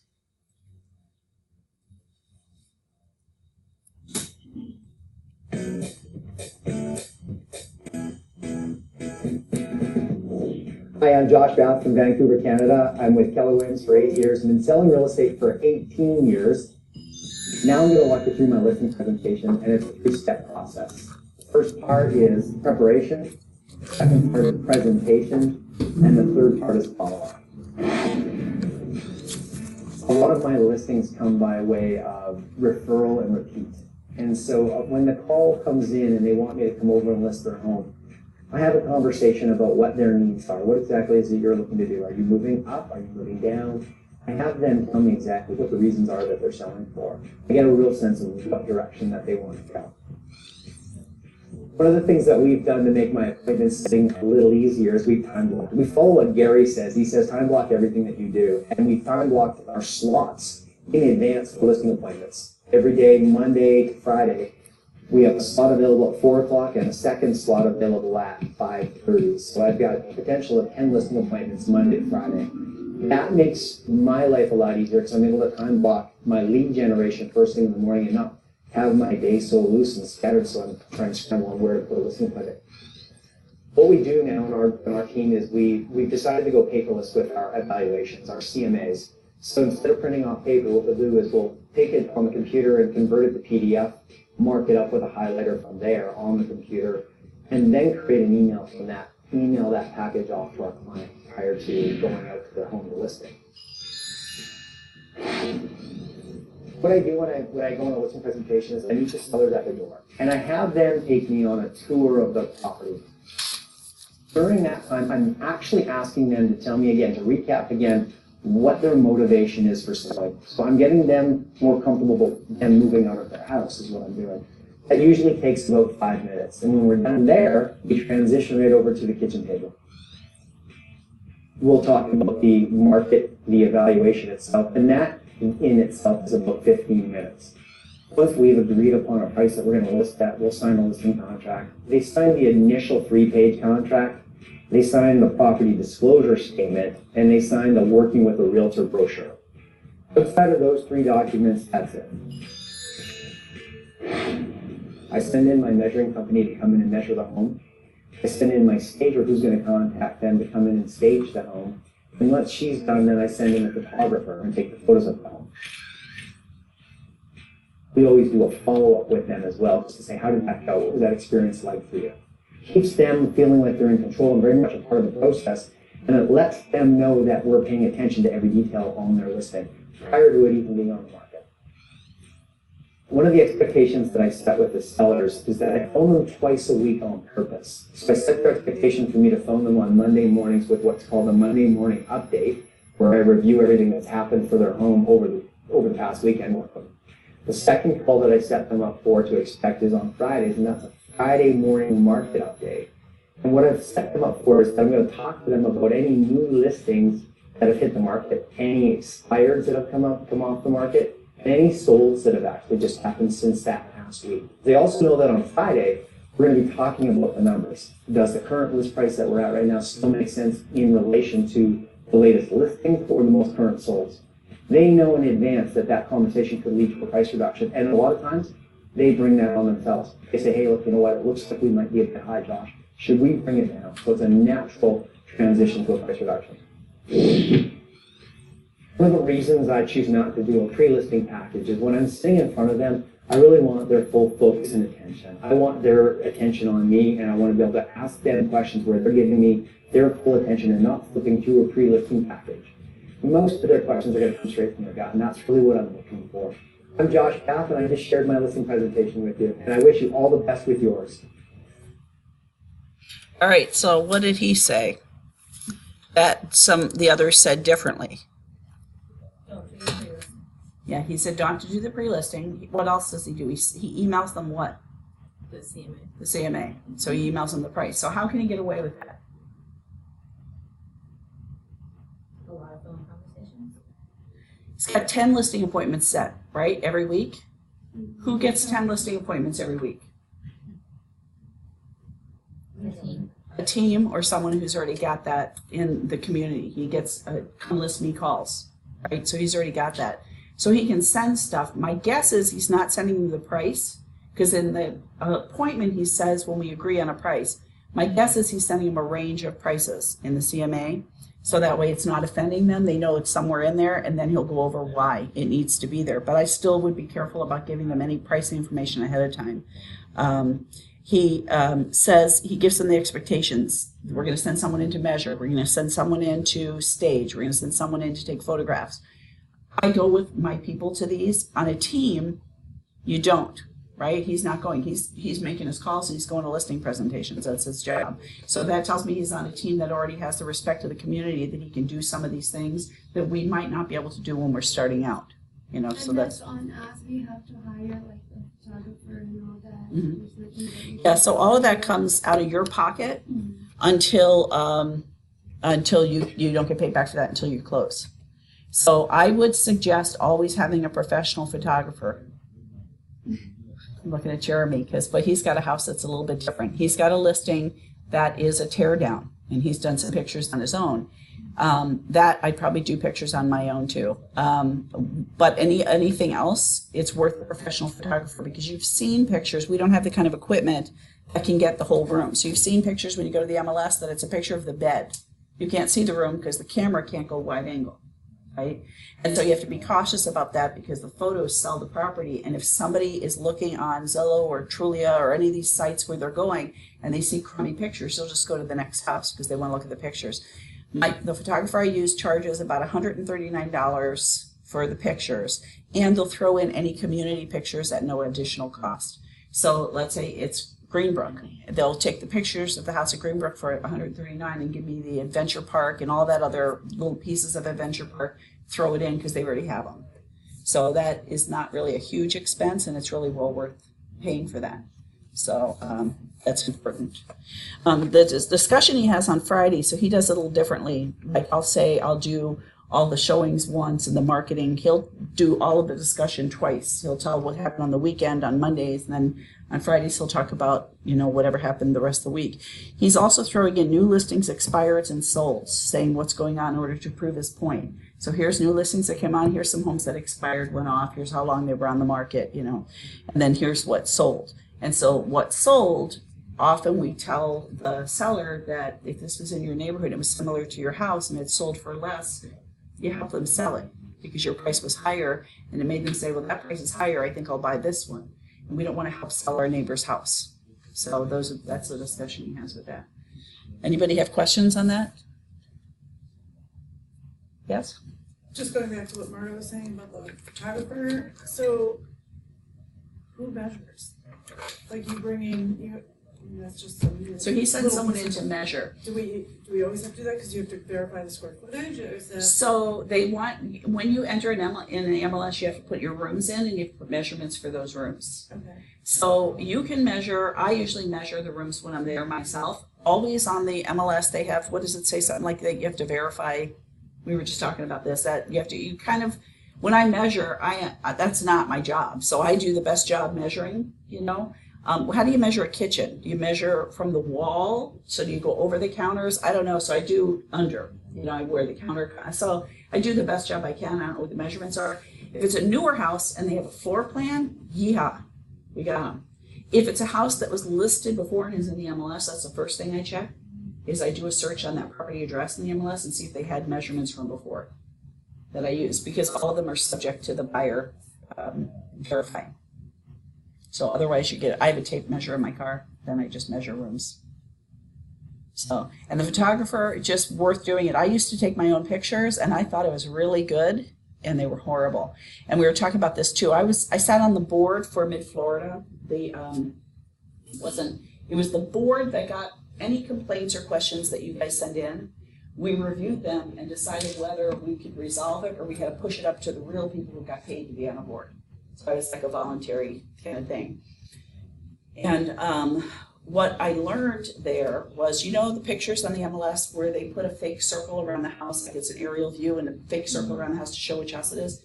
That's a violation of our board because that's altering the picture. Changing the color, violation. Adding green to the grass, which I have my photographer do of the grass. If it's the wrong season, can you make that grass green? Violation. I didn't know all of those are violations. So if you take your own pictures and you try to lighten them up or change something on it, it's actually a violation of the board because we're providing something that's not exactly how it looks. What if I provide like an arrow? Anything on there is altered, but I still do it. It's just a violation. I still do it. I still use those pictures that have the big circles that we get from the photographers, but that's considered a violation. And we had an argument about this in the board meeting saying we have to change that rule. That's stupid. Wouldn't virtual staging be the same thing? Well, no, because you have to identify it's virtually staged. And there's a link for that in the MLS. But we had that discussion in the board meeting saying we have to change that rule because we should be able to have the circles over the property, identifying them on an aerial view. And they said, okay, a circle or a square? What if it's oblong? What if it's not a circle or a square? What if it's an arrow? What if it's someone doing a voiceover over the picture? Where do you draw the line? I'm like, oh my God, who thinks of that? I just want a circle. Well, it's not always a circle because what if it's a farm and you want to do a rectangle around the farm? Now, does that count or is that a violation? So we never changed the rule.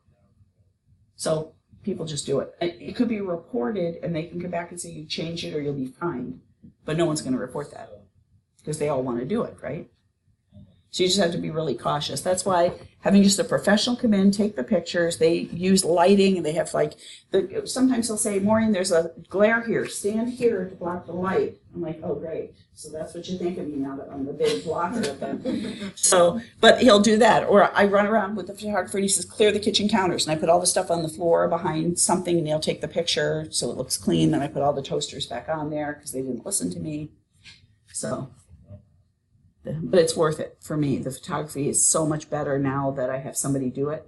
And the guy I use has a drone, so when I do farms, like I did a farm out in Saddlebag, and it had 3 barns and outbuildings and, you know, just, and he ran with us, with the seller there, he ran the drone and showed us the picture. And he said, well, get this angle, and he turned the drone, you know, whatever he does to turn it to get different angles, we're snapping pictures, and really turned out nice. Refresh my memory, you pay for that, and then you say at closing you No, that's when you get paid back because you have to comes out of your pocket. I gotcha. Yeah. Some people charge a marketing fee to their clients, but those are really high end. That would be if the client wants some unusual marketing.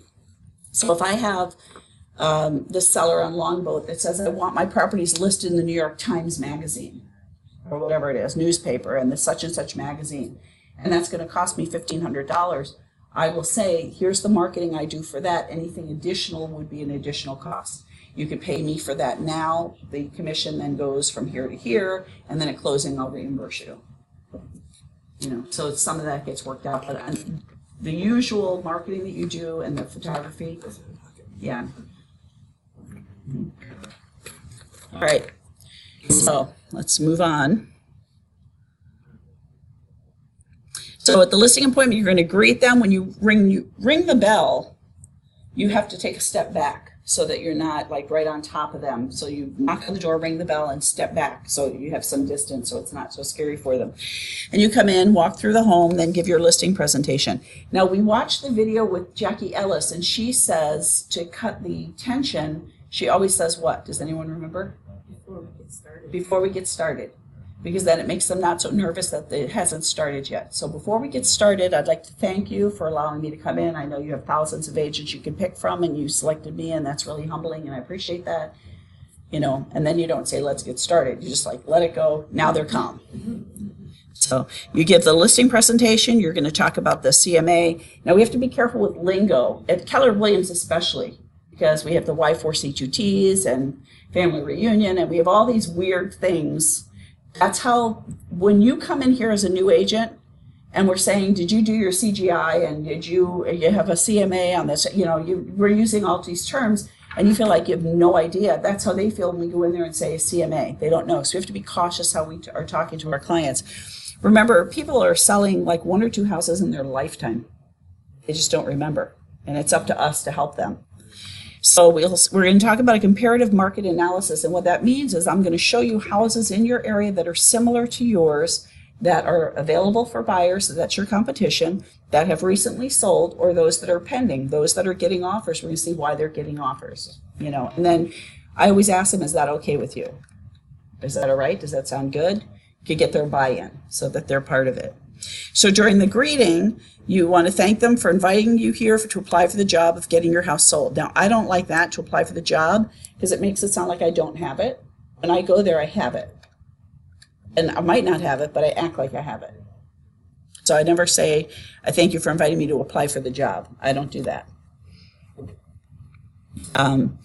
So touring the homes, there's two schools of thought. Some people say they don't want to tour the home, or some people say they don't want the seller to help them tour the home. They want to tour the home on their own. So they'll bring the seller disclosure, and the seller say, but I want to point out things. And then some people will say that they'll say to the seller, well, I'm going to look at the house from the eyes of the buyer. I do need to understand everything you did to the house, and we're going to walk through that way another time, because I need you to point out everything that you did, so I'll be able to explain that. But the first time, I want to walk through your house using the eyes of a buyer and see what the buyer sees. Would that be okay with you? Okay, while I'm gone, could you fill out this disclosure? Talks about the house, gives me an idea. So you're certainly getting them to fill out the listing paperwork, because I don't thank them for interviewing me or applying. I'm going to start the process. Some people will say they want them to walk them around and point out stuff, and I don't want to do that. It takes too much time. I'm going to do that later. Then you walk through the home. Kitchen table, people want to sit on the couch, or they don't have a kitchen table. They use, food trays to eat dinner by the TV. I don't know what happens. But sometimes there's no kitchen table and you're stuck.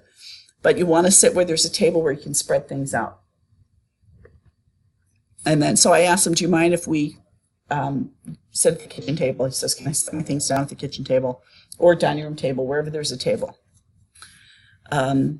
So you want to keep your home tour checklist. There's a checklist in the back here. Additional resources. There's a toolkit. Let me see where it is. Down here, there's a toolkit, all forms. This might be the Canadian version. I think I noticed that. But if you go to materials, you can see that there's a toolkit. Missions. I'm looking. See anything? Ignite toolkit. And if you open that, it's got all these documents that it talks about in any of the chapters. So you can download that on your computer. And the toolkit will have a chore checklist that you can make notes about as you walk through. And then you go back and you talk about the listing presentation. How did it go with that seller disclosure? I can leave it with you to finish up. If you don't know the answers, make sure to check. I don't know. That's okay. The seller disclosure is not intended for you to go research and figure stuff out. It's to tell what you know about the house. So make sure you're putting all that stuff down. And then at the listing presentation, you want to create a great impression so they build confidence, so that the seller has confidence in you. Never want to talk about the competition, even if they bring it up. If they say so-and-so was here from this company, say, ugh, I hate that company. Or, yeah, they did a bad job. I took over the listing and had it under contract in 3 days. So I don't do that, because that says something about you when you're critical of other people. You want to talk about your price recommendation and explain why. And for me, I lay out why based on what the other homes that are similar are selling for. And then you want to set expectations for how the home will be marketed and how you're going to work with them. So calls, communication, feedback comes automatically. I use a listing showing service so that when I'm here with you, if you notice, my phone isn't anywhere nearby, because I don't pay attention to my phone when I'm with my clients. And so I hope that you understand that sometimes you may call me and I'm on an appointment, I'll have to get back to you, but I always get back within a couple of hours of the call once the appointments are done. That's the same that I do that's the same way that I operate with all of my clients. What was I going to say about this? So let's say that I'm here with you in a meeting and someone's trying to make an appointment to see a client's home. and they can't get in touch with me. So for that reason, I use a service that sets up the appointments for me. They will either contact you or text you or email you to get you to approve the appointment. What would you prefer? Would you prefer all three? If they email and text you first and you don't respond within a certain time, they'll call you. Would that be okay? What kind of restrictions? So you talk about expectations for how it goes and why they might not get an answer every time they call you. You want to set up that. And you go through your seller presentation, you go page by page, or you can leave it with them and you can go through some of the things that are critical. Let's see, here's the presentation. So now the guide to selling your home, this is the same name, but it's the listing presentation rather than the pre-listing presentation, but it's still a guide to selling your home. This one's a little bit larger. So here again, it's a Word document. You can change the information, put your client name, your information.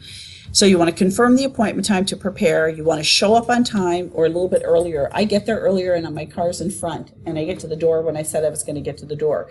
And what people do, and they tell you this in bold, you say, oh, hi, Mrs. Jones. We had an appointment at 10 o'clock and it's 10 o'clock. And you let them know that you're punctual. So that for me sounds awkward, so I never say that.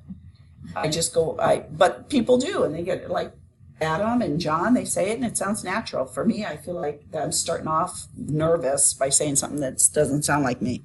So, but I just get there ahead of time. I'm out in the drive area and then I come in. I have a copy of the listing presentation.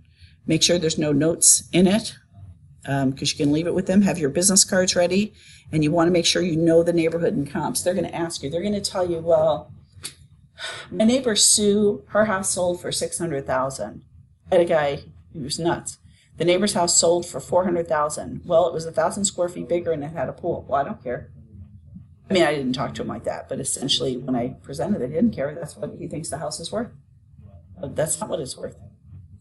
And he had a preserve view and you're backing onto the main road. I didn't say all that like that, but there was a reason, and he was ticked off at me. He was mad because his house wasn't going to sell for the neighbors with the pool on the nicer lot that was 1,000 square feet bigger and a 3-car garage. Yeah, they'll tell you things like, but mine's more cozy, or I have more up-to-date furnishings, or things that have absolutely nothing, don't matter. That's why I print everything off. The comps that I bring, I actually print all the photographs. That's why my book is big. All the photographs. You don't have to do this. But, and when we get this new thing from KW, it's going to be online so you can click and look through all the photographs.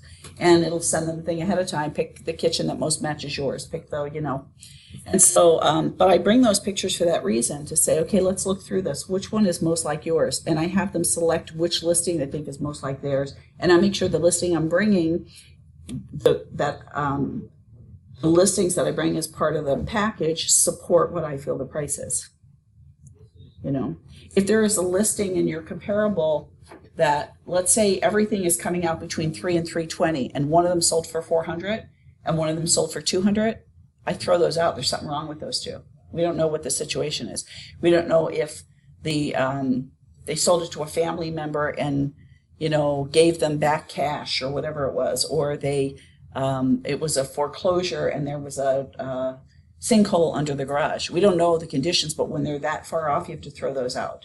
Do you have people say, well, I know for sure that Jim down the street sold it for $450, so why isn't that one on here? Yeah, but I make sure it's on there. I go back a year or more. I mean, I'm saying if everything else in the neighborhood should be selling at $320 and Jim down the street sold his for $450, so you took out the bookends. Right. I call the agents, and I've done that, and say, what happened? Why did this house sell for this? And I find that out before I go. If there's some outliers, it's not part of the CMA. I don't put it into the calculation, which is calculating the price, but it's in my book. Okay. I bring it because they're going to ask about it. And then I find out why. I call that agent and say, this one sold for $5 and the rest of them are selling for $4. Tell me what happened here. And so I get that information, but I bring it. It's just not part of my math that's calculating what their sale price should be. That's a good question. Thanks for that. So I want to thank you for giving me the opportunity to get your home sold. See, that's more like me, because I got the job, right? I'm acting like I have the job, not thank you for the opportunity to show up at your house and maybe be somebody you select. You have a chance to review the guide to selling your home that I left. Great. Did you complete the questionnaire? If no, let's review the packet quickly now, because I want to do that. I need that information so I know how to talk to them, because I need to make sure that I'm addressing all their concerns so that they hire me. All right, be sure to get their preferred communication and method and frequency. We've got 6 goals for today. So here are the goals. We're going to run through it. About goal number 6, let me explain what we can do. Does it show on here what those 6 goals are? Yes. So we have 6 goals for today to talk about. About goal number 6, let me explain that we can expect 1 of 3 outcomes from our meeting today. You may list your home with me, and that would be great. You may not list your home with me, and to be honest, that wouldn't be so great. Or I may be unable to take the listing. Is that fair? And they'll usually say, what do you mean you can't take the listing? And that's when you talk about, well, sometimes sellers, we're just getting to know each other, but sometimes sellers are not realistic on what the value of the price of the home is, or unrealistic to do some of the suggestions that we have in order to get top dollar. And so I want to make sure, that we are in agreement and that we're both on the same page before we move forward. So then here's where you are. So that these are your notes up here. This is so you know what you're supposed to do and how you're supposed to say it. And down here is what you bring. Thank you for the opportunity. My goal is to get the most money, blah, blah, blah. Okay, so here are the things we're going to do today. 6 goals. Number 1, we're going to discuss your motivation for selling. I want to know why you're selling and when you have to be there. Number 2, we're going to define your 10 plus experience and expectations. So I offer, do you remember the movie 10? Well, I want to offer 10 plus experience for you selling.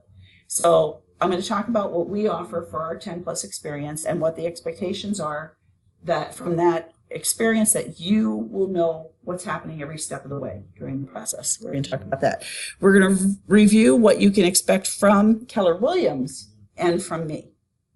We are also going to explain the selling process from the time we list your house to the time you get your check at closing. And we're going to review the 3 factors that get your home sold. I'm going to change that to 4 because I'm going to add marketing. They had 5 in the other one with some, but I'm marketing. And we're going to decide whether or not we want to work together. Is that fair? So that's what we're going to say. Just up here, just in your version, gives you notes on how to have this discussion. Anybody have any questions on that so far? Okay. So then everything in red is the stuff that you wouldn't bring to them. It's not in their version. So remember, listing consultations about them and their needs. It's not about you. You're there to ask questions and listen to their answers. Your job is to make sure you're seen as their expert advisor who knows the listing and selling process. Your advice and input will help them get what they want from the sale. So some of the rules: ask lots of questions, listen more than you talk, affirm. Scott always says, you have 1 mouth and 2 ears. Use it. So I don't know where he got that from. It sounds familiar, but affirm the response with great. That's wonderful. Yes, I agree. Don't assume they already know something, that they understand what you've told them, or that they're expressing their opinions or feelings. Always ask for clarification. So one of the great script guy, he's a top producer. I think he's in California. Great on scripts. What he does is he repeats back. So he'll say, okay, so what's your motivation to sell? Why are you moving? And they say, well, I'm going to be near my grandkids in South Carolina. Oh, so you're moving to be near your grandkids in South Carolina. Great, great. And what time do you have to be there? Well, I'd like to be there by Christmas. Okay, so you'd like to be near your grandkids in South Carolina by Christmas. He just keeps repeating what they say because it helps him remember it, but it helps them understand that he heard them. A lot of times when I'm having discussions with my husband, he'll keep repeating the same thing. And I realize because I didn't confirm that I heard it. And I'll say, okay, wait a minute. What you're saying is this, right? That's what you want me to hear, right? Because I'm not giving him that. And we forget to do that because we go on to the next question and they're not sure that we heard it. So we have to make sure that they understand that we heard what they said. So that's a good way to do it. It's not a weird thing because you just repeat it and then you remember it. So later on when something else comes up, you still have that in your head because when you repeat stuff, you remember it. So Mr. Seller, to do a better job of marketing your property and serving your needs, would you mind if I asked you a few questions, take notes? Ask each question, write down their answers, Writing notes demonstrates that you're listening to them and truly care about their needs. All right, so here's them. Why are you moving? Do you need to sell within a certain time frame? So if they tell me now it's November, they'd like to be there for Christmas, I will then follow that up with, all right, so do you need to sell your home before you move? No, I don't need to sell before I move. Will you be moving all your furnishings out? This makes a difference for me. I have to understand, do I take the pictures before or after furniture's removed? Will they leave the furniture? Do they want to sell the furniture? Sometimes they'll forget to tell me that. When I talk to them like about mortgages, do you have a mortgage on the house? No, free and clear, really. Do you have home equity line on your house? They don't consider a home equity line a mortgage. Oh yeah, I have a home equity line. How much is that? $65,000. Okay. Do you have $65,000 extended on the line, or is that your limit? They don't consider it a mortgage. So there's things you have to keep asking. So keep diving for that stuff. You have to sell within a certain time frame. Do you have a price in mind that you would like to sell for? Oh yes, I want $500,000. Joe got $500,000 for his down the block. Okay. And I don't comment on it then. I'm just taking what they say so I know how to address it. Are you staying in the area after your home sells? No. Oh, where are you going? South Carolina? Do you have an agent in South Carolina? I have a lot of agents I work with. We meet at conventions twice a year. I keep in touch with them, and I have a great agent all over South Carolina. What part of South Carolina? Columbia. Oh, okay. I know agents in Columbia, husband and wife team, whatever. You're discussing that. I'm going to check, because I have 2 agents I use there, depending on where in South Carolina. Do you have an idea of where? Tell me where your kids are. I'm going to check which agent covers that area if I don't know who's in that area. You make it sound like you do, but you're going to confirm, right? Because we have all these Keller Williams agents. You want to get that referral and get 25% of that sale. I had an agent call me. I had a house listed. It's another one. She wouldn't let me list it at $400.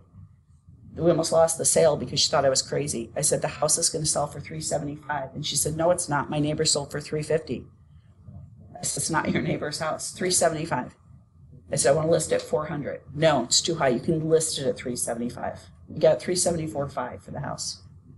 She said, should we have listed at $400? And I said, no, $375 is your number. You just got it faster. So, but anyway, I had her listed 2 weeks, and the agent called she was a halfbacker, went back to the Carolinas, said, I see you got their house listed on their agent up here. I'd like to get a referral commission. Really? After the fact? No. So it's kind of goofy. That's not how it works. All right, so here's your 10 plus experience. I like for you to have great experience selling your home, and that begins with me being very clear on what your expectations are. So I'd like to ask you about that, okay? So ask each question on the next page, allow plenty of time, take notes, and say thank you for your honesty. Knowing how to deliver a 10 plus experience helps me serve you in the best possible way. So then it gives you the questions to ask. On a scale of 1 to 10, and you have to give them the guidelines, on a scale of 1 to 10, because is 1 good or is 10 good? A scale of 1 to 10, with 1 being not so desirable and 10 being extremely desirable, what one thing has to happen in this transaction for your experience to be a 10? Or I might ask it differently. I might say, ask them specifically during the course of this, about what would you consider to be phoning or texting. Where would you consider that would be a high priority for you or a low priority? Well, in the middle. Okay, what would make it a high priority for you? Well, I don't really have my phone. I don't use texting that much, so you might clarify when they give you a priority. If we can add one more thing that has to happen to make your experience a 10. So this is what has to happen. What's one more thing? You do this with buyers too. So give me the 3 most important things for your buying experience. What do you need in a house? They give you 3 things. Okay, if you could add one more thing, what's that? And they can give you another thing. If you can add one more thing, and you keep asking them until they can't add anymore. Same thing here. You keep adding and saying, okay, if we could add one more thing, what would it be? Because that makes them think and dig deeper, right? And then you want to know why it's important. Okay. Yeah. Somebody says, I don't know, never home before, give some samples. Things that are important. I would say, is it important for you to give feedback? Is it important for you to be in contact with the agent? Some people don't want feedback, right? Because I was saying, we were putting a house, and I said, you got to send her feedback as soon as the appointments happen. You got to let her know, send her something. He said she didn't want that. She wants once a week. Once a week. That's So it. you have to find out. My expectation is I'm sending them everything I'm doing all the time. So in that case, with Once she gets a buyer ready to buy, then she wants it. she wants it right away, but she just does, if there's showings and stuff, at the end of the week, we had 5 showings this week, and this is what happened, and here's the feedback, that's what she wants. My expectation might be, because I was saying, set it up for immediate, and he said that's not what she wants. So you have to understand what your person wants before, so if they're saying the listing experience will be important, well, what's important is that I get notice. So you could ask them, what about notice? How much notice do you need to show? Is there anything important about that? Are you going to be in the house? Will the house be vacant? What's important about getting the feedback or communicating with me? Those kind of things that you can find out from them that would make it a top experience. Okay. So let me tell you a little bit about the company. And there's some I call it propaganda, but there's information that you can include in your presentation that they can read about later, about Keller Williams, press releases and stuff that you can print out. And then you ask if they have any questions. As you get better at this, you'll share more about your abilities and your expertise. And sometimes as you get better about it, when they say something, it triggers something that you know how to answer a little bit better than you do the first time, but that's okay. They're looking for sincerity. They're looking that you feel that they are top priority. They're looking that you know what you're talking about, so you knowing the market conditions before you go. They don't necessarily care if you've done this a million times or one time or first time. They're just looking to see what kind of person you are. So why Keller Williams? They talk about reliability, track record, knowledge. So this is all in this presentation. So the page intentionally left blank. And technology, talking about our app and how it's GPS powered. And when you list their house, when you go there, you can open that app because it's GPS powered. Their house is going to be the first one that shows up because it's powered that way. Talk about teamwork. We have over 184,000 agents now, I think. I can look that up. I was going to look up in the regional, shows how many we have in the region. But all of these agents were working for you. Our listings go to all of those agents immediately as soon as they're added to the system, and they're able to see it. They can share with their clients. And then you talk about what they're getting from you, and then ask any questions. Like, for example, with my technology, we can touch your entire real estate transaction online. Our paperless transaction system means no more faxing papers back and forth and driving across town for missed signatures, no more initial changes, no more smudges. Provides a level of security and confidence. Every initial signature is stored up to 7 years. A party transaction collaborate one space. You can be out of town, blah, blah, blah. We had an example of this. My sister had 10 or 15 properties between Panama City and Destin, Florida. They were investment properties. That was their retirement plan. And she, when the oil crisis happened in the Gulf of Mexico, remember, they lost all of their tenants that had reserved the properties to rent the properties. Everybody canceled. And that went on for almost 2 years. So they used their own money from their jobs to fund the house that they were living in and try to fund these properties that nobody was renting, plus all the fees for those properties. And so they ended up having the banks were foreclosing. They had a short sale. So I sent them to an agent up there to help short sell those properties. The agent in the short sale process had a note in there saying the buyer will pay for the $1,500 short sale fee to the attorney. That was part of the agreement. So they did all their paperwork through .loop. They signed through .loop. The buyer made an offer but refused to pay that fee. And so they said, that's fine. We're going to go with the offer number 2. There were text messages between the buyer's agent and my sister's agent. They accepted another offer. The first buyer said, you added that $1,500 after everybody signed, and I'm taking you to court. I'm suing you. That should be my property. I don't have to pay that. You added it after the fact. Because of .loop, there's version history. So everything that's done creates another version. So you create it first, it's version 1. The agent signs it, version 2. The agent sends it to the seller, version 3. The seller signs it, version 4. There's versions for everything you do. So we were able to go back and see when he signed, it was time dated and there was a version, and when that information was put in there about the $1,500, and he was wrong.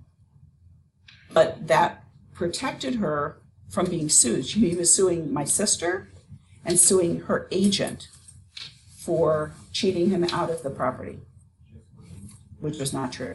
So that's part of this online system. It's a security for the client too, to protect them, because everything that's signed, when you're signing paper documents and you're initialing changes, we don't know who initialed first or second or when after the fact, but the electronic signature keeps track of all that. So that's a security feature. Say communication, so you would fill in how you communicate, your experience and expertise, your marketing, how you price homes, what you know about pricing. For me, I say I met with the property appraisers in Sarasota and Manatee County to get information about how to price properly, especially when there's a lot of foreclosures or distressed properties in that market. So put stuff about you that you know. If you're new and you don't have it, you borrow from the office. So what we do about pricing, we have pricing strategy meetings and classes where we all review homes. These are top agents in our office. It's your CMA class, so we can talk about that kind of stuff. So here's the red. This is about you. These are your notes. With my technology, we conduct your entire, oh, we already did that. I don't know why. Did it not? Might be a second page or my mouse went the wrong way. So home selling process, you talk about that. If they answer a pre-listing question, have you ever bought or sold real estate? Was no, you might need to explain the steps more thoroughly. And some people, I'm going to start doing this, are doing video explanations of each of the steps and having it in a private page, like on a website or in a Google folder, and then they'll share that link to the clients. So here's next steps. This is what happens next. They're sharing stuff as it goes. The client. I'd like to explain the selling process to you and what services I'll be providing, and then you cover the phases listed, any questions, and here's what you're discussing. So you're just going through this whole listing and you're making it your own. This is the listing packet. Remember, all the red pages are the notes to tell you what to do, and all the other pages are their pages. So there's a version that's your version, and then there's a version that's the blank version for you to download. So 3 factors: the condition of the home, the marketing of the home, and the price of the home. So location is the one that's missing here. It's location too that makes a difference in the pricing and in the selling. So if it is backed up to a preserve or a pond, they seem to get more money for that home. It sells faster than if it's backed up to another house. So that would be location. Condition, you talk about the condition, which we've talked about. And marketing, and you could talk about where we market. So here's some of the 14-step marketing plan. Number 1, we price your home competitively. We advise you on how to attract buyers by showing your home in the best possible light.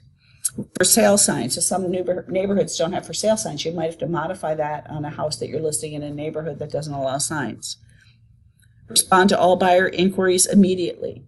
So because I don't answer my phone when I'm with clients, my phone goes to a business partner, or I take a message, or, so if you can't respond immediately, then you can say, I respond to inquiries within an hour. If I'm with a client, then I can't respond right away. Optimize your home's internet presence, parting the Keller Williams listing service and the global MLS. Market your home multiple websites, so you can include the page that shows the multiple websites.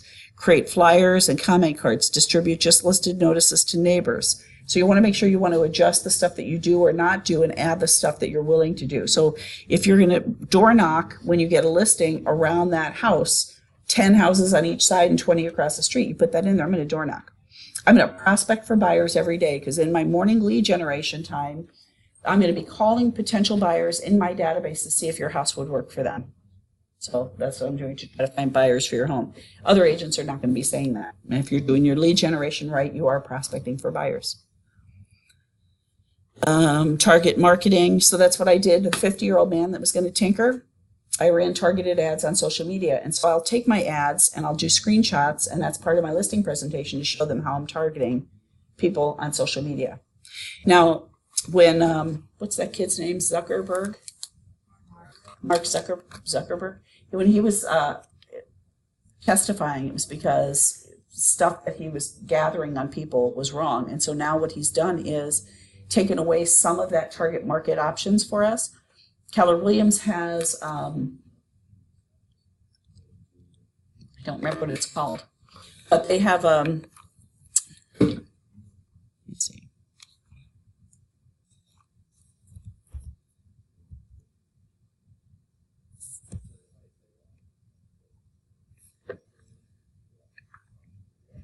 So what's coming out is Keller Williams Command.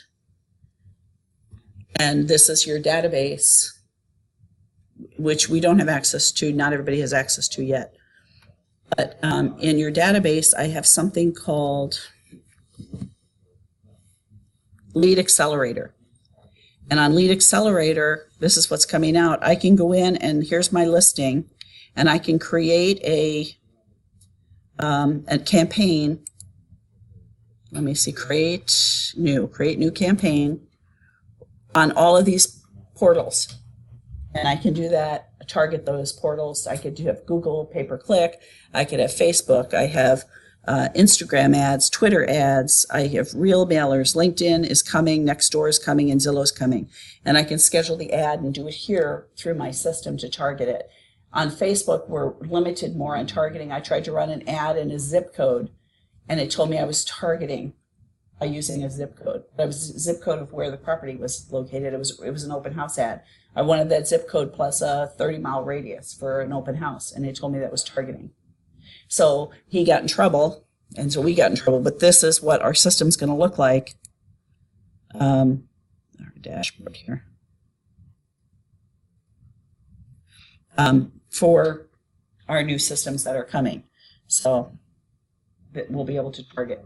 So you can add that to your, I'm one of the beta testers. That's why I have access, but not everybody has access. So you're able to target with the Keller Williams system. It's going to help you do that. You include your home in your MLS tours. So the board every Thursday has MLS tours that you go for. It splits into four, is it 4 or 5 areas? I think there's 4. 4 areas. So once a week, they meet in a different, 3 times they meet in Sarasota, and 1 time they meet out here, I think in Terra, and then Sarasota for the board, the Thursday mornings. Once in Terra and then Sarasota the other 3. I think so. Okay. And you can pitch your listings there, and you can tell them I go with all my new listings. I go to the board, pitch it in front of the members of the board of realtors, and then we can have an open house that day. So it's like from 10 to whatever time you can have the house open. You can go there and be there, or that's where you can get your previews in by going to the Thursday morning hot breakfast, picking up the list, and going and looking at So houses. they're not doing any of them in Bradenton? I think Terra, they're doing instead. Mm-hmm. So we're doing them downtown. In downtown Bradenton. I don't know that they are. I believe. Yeah.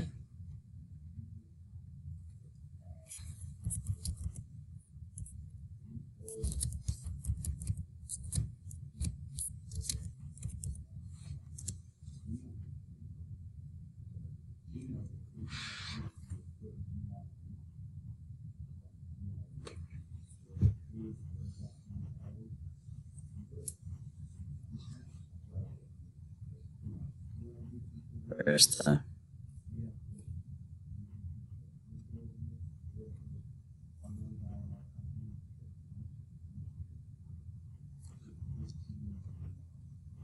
Bradenton Country Club? So they are. Zone 1, Bradenton Country Club, they meet. Terra, they meet. This one is at the RASM office for these. And there's another zone down here. So Terra, RASM, Bradenton, all RASM. And then any zone is, if there's a 5th Thursday, then it's any zone. So then if you've got a listing in the zone, that's the meeting you go to pitch that listing. And then you can tell your client that you're pitching the listings. Make sense? And create your open house schedule if they want open houses. Some sellers insist on open houses. All of their homes sold at open houses, they want open houses. So you also set expectations. I will be doing open houses, as will other agents from my office. every agent has their own book of business, their own client list, and they're going to invite their client list to the open houses. So it's nice to have multiple agents doing.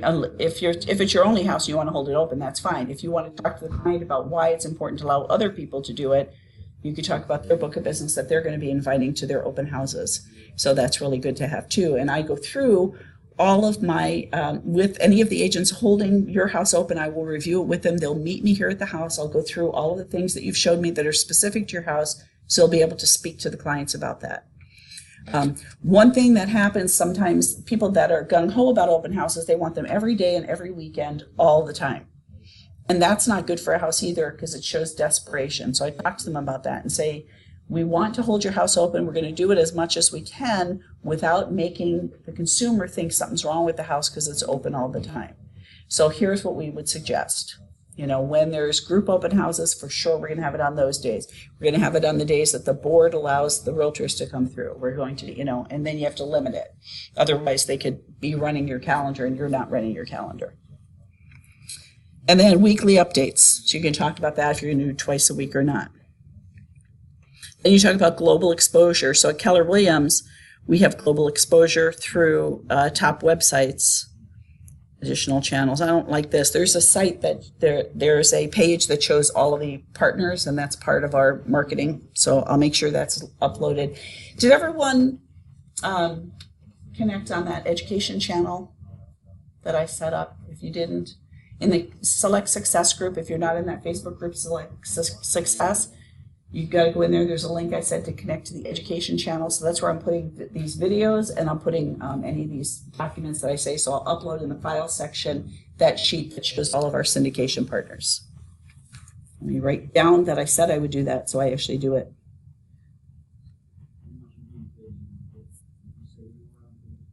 All right. Okay.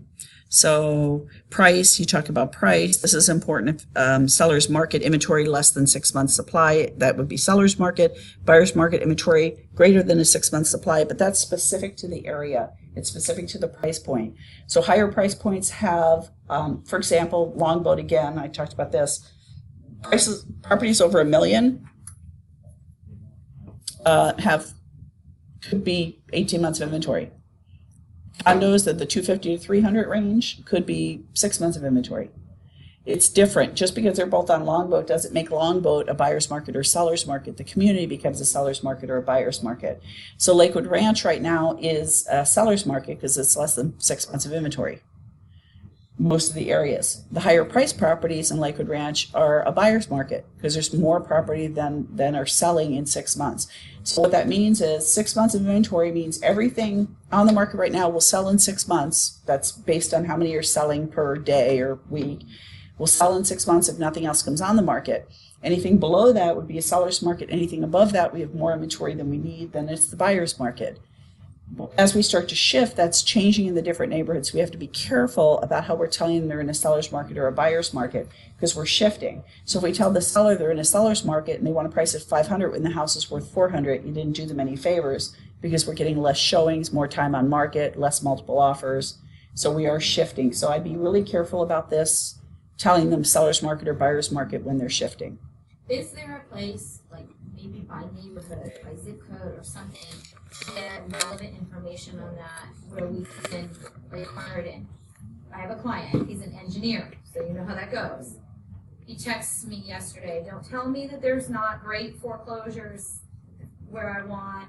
Okay, there's a language barrier here too, so that adds to the whatever. But he knows, he can see that there's a ton on the market. And so that must mean that it's hard to sell right now. So he has to be careful, but there should be plenty of deals available. And he's looking in the 275 to 350 range. And he says, for Manatee and Sarasota County, what's the average days on market? Well, the average days on market for those two counties is like 190 days. That's not relevant to his price point in the area that he's looking in. Right. So trend graphics we have on MyKW. And that can pinpoint by locations. You have to have that discussion with him that as we're shifting, we've been shifting since 2016, and now it's becoming more visible with days on market. And so what we have to be concerned about is trying to be too broad on our statistics. And so when you come into my KW and you go to the Market Center intranet here, then the first thing that comes up on the page is trend graphics. And we had a class on trend graphics, and the live stream is in Select Success. So here's trend graphics, and when I click on trend graphics, it says go to the article link. The article link is actually the link to our subscription. Right now they've got Sarasota, Manatee combined, and then they have Manatee County. Are they going to have Sarasota County? I don't know that they will, but that's too broad. You shouldn't be looking at the county. You can get that from the MLS statistics at your board. Right. I definitely drilled down into the subdivisions. I did run into a problem with one of those here recently. So on your board that lists the statistics for the month, so this is September, October's not been updated yet. So September here, single family homes, Manatee County, single family homes, Sarasota County, that's the whole county. That includes the $1 million houses on Longboat that are 18 months and the houses here in Summerfield that are 3.9 months of inventory. So that's too broad. So I'm going to go to, where did I put that? Maybe it's over here, trend graphics. And here it's got Manatee and Sarasota. That's too broad. Even zip codes are too broad. You want to be able to see if you come down to a subdivision and pick up, here's Admiral's Walk. So what's going on in Admiral's Walk? So I could pick Admiral's Walk, which are condos down in Sarasota. And then I could address it with someone who's like, I want to be in the general South Bradenton area. So then you can pull up what the zip codes are and select those zip codes and see. But for that area, so when I pick on Admiral's Walk and I look here, I could select a price range if I want, but they're all pretty much the same. And then I say, show me the chart. It's going to calculate the chart for Admiral's Walk. So you want to be as specific as you can because it depends. Now, if I did the Lakewood Ranch Country Club, I'd have to be more specific on price. Which houses in the country club am I interested in that I'm comparing to? The houses that are priced up to 400,000 or the houses that are priced from $1 million and above, or that, you have to be more specific. So this shows me in Admiral's Walk here that right now there are the light green 6 for sale and 1 sold in October. And the pendings, there's 2 pending. There were 55 that were for sale and pending in June, and nothing sold. Oh, no, it's not 55, 5.5. I'm sorry, 5.5 that were sale and pending in June. Nothing sold in June, but then we had 2 sell in July, and we had 6 sell in August. So then we had another go pending. And so see what I'm saying? So you can see what's going on. So we had lots for sale. There's still a lot of them for sale, but very few of them. We sold 2. Now then we had sold 0. Now we sold 1. So they're not selling. So what does that tell me? That tells me these that are active are priced wrong. People think they can get more for them. Or townhomes aren't selling. So let me look at other townhomes in Sarasota in the area. So I'll pick the zip code. I think this is 34231 or something. You pick the zip code and then you go look and see what other townhomes. So now I don't want to do all residential. I'm going to pick other townhomes because Admiral's Walk is townhomes. So I'm going to look specifically for that area. It's going to make a difference because if I look at Sarasota County, it's not going to be specific enough when you're in a shifting market. Okay, thank you. Sure. A lot of times when I look at that, I'm doing a comparison. How does it compare to across the board for the county? Because if you look at like River Club right now, in October alone, there were 10 homes thrown on the market in October and 1 sold. So all of a sudden I went from having, say, a 4-month inventory to a 15-month inventory. Right. Just instantaneously Right. because nothing sold. Because we're shifting. Because if the people who are listing those homes in the River Club, so 10 are active, 1 sold, people that are listing them are looking across the board and seeing we're 3.9 months of inventory in 34202. And So those 10 added to the new inventory, newly added. So they're looking at statistics that are too broad. And now they tell the sellers it's a seller's market. Let's list high because they don't know how to look at the statistics. They're listing high. They're doing the sellers a disservice because they're going to follow that market down. interest rates are going up, that impacts the ability of a buyer to buy. They can buy less, right? Because as interest rates go up, what they get approved for is a little bit less because their costs go up. So we have to be really cautious with that, and we have to be more hyper-local on the details that we're getting for these people. These things that we're talking about, when you're new and you're hearing all this, and I'm spewing all of this stuff off, it sounds like I know what I'm doing, and you're thinking, I'll never be able to know what I'm doing. It's way too much. I can't do this. But you can do it. Ignite is just the overview of what we're teaching in the office. All of these details about figuring this stuff out come in the individual classes specific to that one thing. So we'll teach a class on pricing in 30 days. We'll teach a class on marketing your listing. Tuesday, tomorrow, if you saw, Brian has a class on your listing presentation or listing agreements. And he said, here's the details. He put it in our Select Success group. He said, here are the details.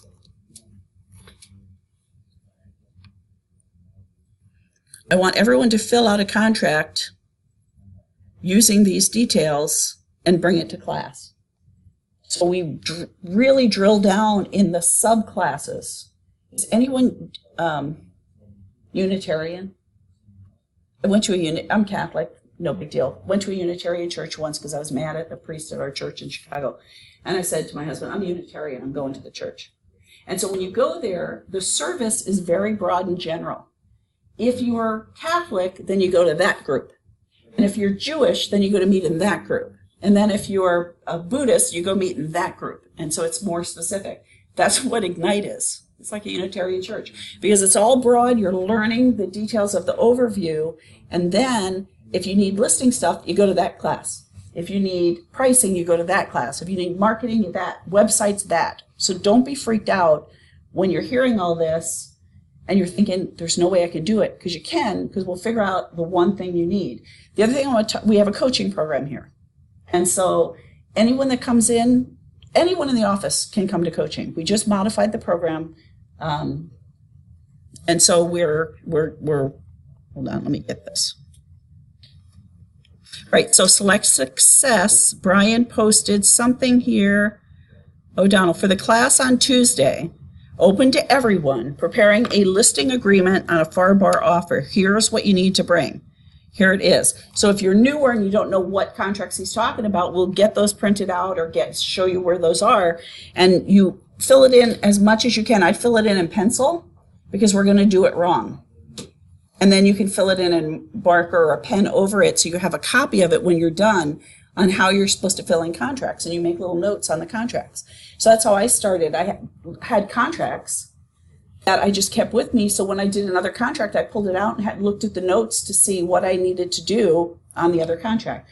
You also have a coach that'll help you with your contracts here.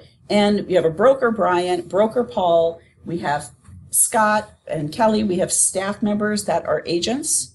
Danielle was in production. She's your MCA. Scott was a team leader. He was in production. Kelly was in production. So everybody knows how to do this, and you have all these resources. So this stuff, though, is great to have in your little pockets. You kind of feel like you know what you're doing when you're filling stuff out. Right? Is Kelly on staff? Kelly is partially on staff. She is, I think, the director of growth. So she sets appointments for Scott. And she'll take appointments, too, but she sets his appointments. But that's not one of the classes that we need paid for. Yes. So there's two classes. When I gave you the calendar, there are two contract classes. This is one of them. And then there's another one on the 27th. And I think Same class? No. it's a different. So this is listing and FAR/BAR. The other is, I think, a buyer contract and addenda or something. So I don't know. There's two different classes. All right. So anyway, be careful with the market now. We're shifting not to try to identify as a buyer or seller market, rather just identify the information in that market using things like the board statistics and the trend graphics. Okay. And we have trend graphics classes, usually monthly. December is weird because of all the vacation time and people start to check out. Around Thanksgiving, people are already on vacation in their heads. So we don't do a lot of stuff then because people will miss it, but we have trend graphics classes once a month on how to use it. All right. Then you want the price to sell. You talk about a well-priced home. This is all, everything in here. There's 42 pages of stuff to talk about with them, which I think is a lot. So as you go over that, you might want to remove some of the pages, like just put the stuff in that you need. This is where you'll insert your market analysis, and there's different ways to do it. Adam had the class the other day on the CMA, and we recorded it, so you can go through that and select success. And then your notes again on pricing and what to tell them after studying the comparables. Let's talk about and taking into account all the unique characteristics of your home. Oh, see, they paid attention to my home. See, using knowledge of averages in your neighborhood, I prepared my recommendation. And then you go through. After looking at everything I presented about the condition and price, what are your thoughts? Do you agree on the price recommendations? Is this what you thought your home should sell for? And then you discuss that with them. There's a lot of videos on listing presentations that show how people have this discussion, and it's good to watch those. That's part of KW Connect. And when you sign into my KW, you can do a search for listing presentation videos and pull that up. And then talks about the recommended price, average sales price per square foot, recommended list price, list price per square foot. In the MLS, when a house sells, there's a little piece of information there that sells the sold price to list price ratio. Based on the list price and the sold price, what's the ratio? Did it sell for 97% of list, 98% of list? And I could look at different neighborhoods, and it's very, very close. Like the country club sells around 97, 98% of list most of the time. So depending if you're in a no neighborhood where there's no HOA, that could vary a little bit. It could be 80% to 90% because people are just, it's like a rodeo, picking numbers and, But in different neighborhoods, you can see what it sells for. So once we agree on, this is how I explain it to them, once we agree on the list price, now I know based on your neighborhood that the homes sell in an average of 96% of list price. And I also show them that's once they get to the happy price. This is where you get the 30-day pricing. So when that class comes around, they might have started at 400, dropped to 390, dropped to 380, dropped to 375, went to pending and sold. That last price, when they got to the happy price, they're 96% across the board. So now when we figure out what our final sale price would be based on the comps that sold, I can divide that by 0.96, and that'll give us the list price that will get us a sale in 30 days. Because we look at the statistics in the MLS and we see the history at the very bottom of the MLS record, when the house got to its happy place, it's generally pending within 30 days. So now we know what that price is. We know it's 96%. We can then deduce what the recommended sales price would be. Does that make sense? You can have this conversation with them so you're not like pulling numbers out of the air. All about the numbers. So we're in agreement about the price. It sounds like all your questions have been asked. Based on everything we discussed, I feel we have makings of a win-win relationship. Would you agree, n'est-ce pas? Did I talk about being French? And everything. Would you agree? They can't not agree. You sound like an idiot. Are we ready to move ahead on this? Is there anything we need to do before we get started? Would you like me to handle the sale of your home? Are you ready to? Those are different questions you can ask. I don't even ask. I always presume to be the listing agent. I don't want to give them an opportunity to say, well, what they tell you to say, is there anything that would prevent you with listing with me today, Well, I made an appointment with 2 other agents. They're coming in tomorrow and Sunday. All right, so other than your appointment with the agents coming tomorrow or Sunday, is there anything else that would prevent you from listing with me today? Well, I want to go through this material because I'm not so sure that I'll be ready to sell in 30 days. Okay, so other than the 2 agents coming tomorrow and Sunday and your concerns about selling within 30 days, is there any other reason you wouldn't list with me today? And you keep getting their reasons. And once they have no other reason, then you can address those reasons and say, okay, so regarding, it doesn't seem like there's any reason you think that I can't get the job done. So regarding the agents coming tomorrow or Sunday, is it that you've made the appointment and it's uncomfortable for you? Well, yeah, I don't want to hurt their feelings. Well, how about if I call them and tell them if they bring a buyer to the property, we'll pay them half the commission. I can make that call for you. Would that be okay? Yeah, okay. So let's talk about the 30 days because that's negotiable. You know, so you work through everything so you get the listing sold. And all of this that I'm saying is part of the bold scripts. So they're all in script books. Those are script books there. They're all in books that you can look at what the scripts are, and then you make them your own. So that's how we would do that to get that thing sold. But I always presume, I never ask them. I just say, all right, well, here's the listing agreement. This is where you sign, you know, or we do it electronically. I get my iPad and I pop it open. People like iPads. They like to play with them. So if I open it up on there, they're clicking to sign. Okay. And that's where the listing agreement would be. Now, some people will do everything electronically except the one 4 or 5 page listing agreement that they bring with them and they get them to sign, because then you walk out of there with a signed agreement. I'll send the rest of the documents to you. They might hand them the seller disclosure and say, fill this out, I'll pick it up. And then you can scan that and put it in .loop because it's electronic. And then the rest of the documents you can have them sign, because it's daunting to have so many documents at the table for them to sign, because our insurance likes us to sign a lot of papers so that way we're protected. So the Keller Williams seller disclosure, which tells them that their taxes might change, or, you know, these kind of things.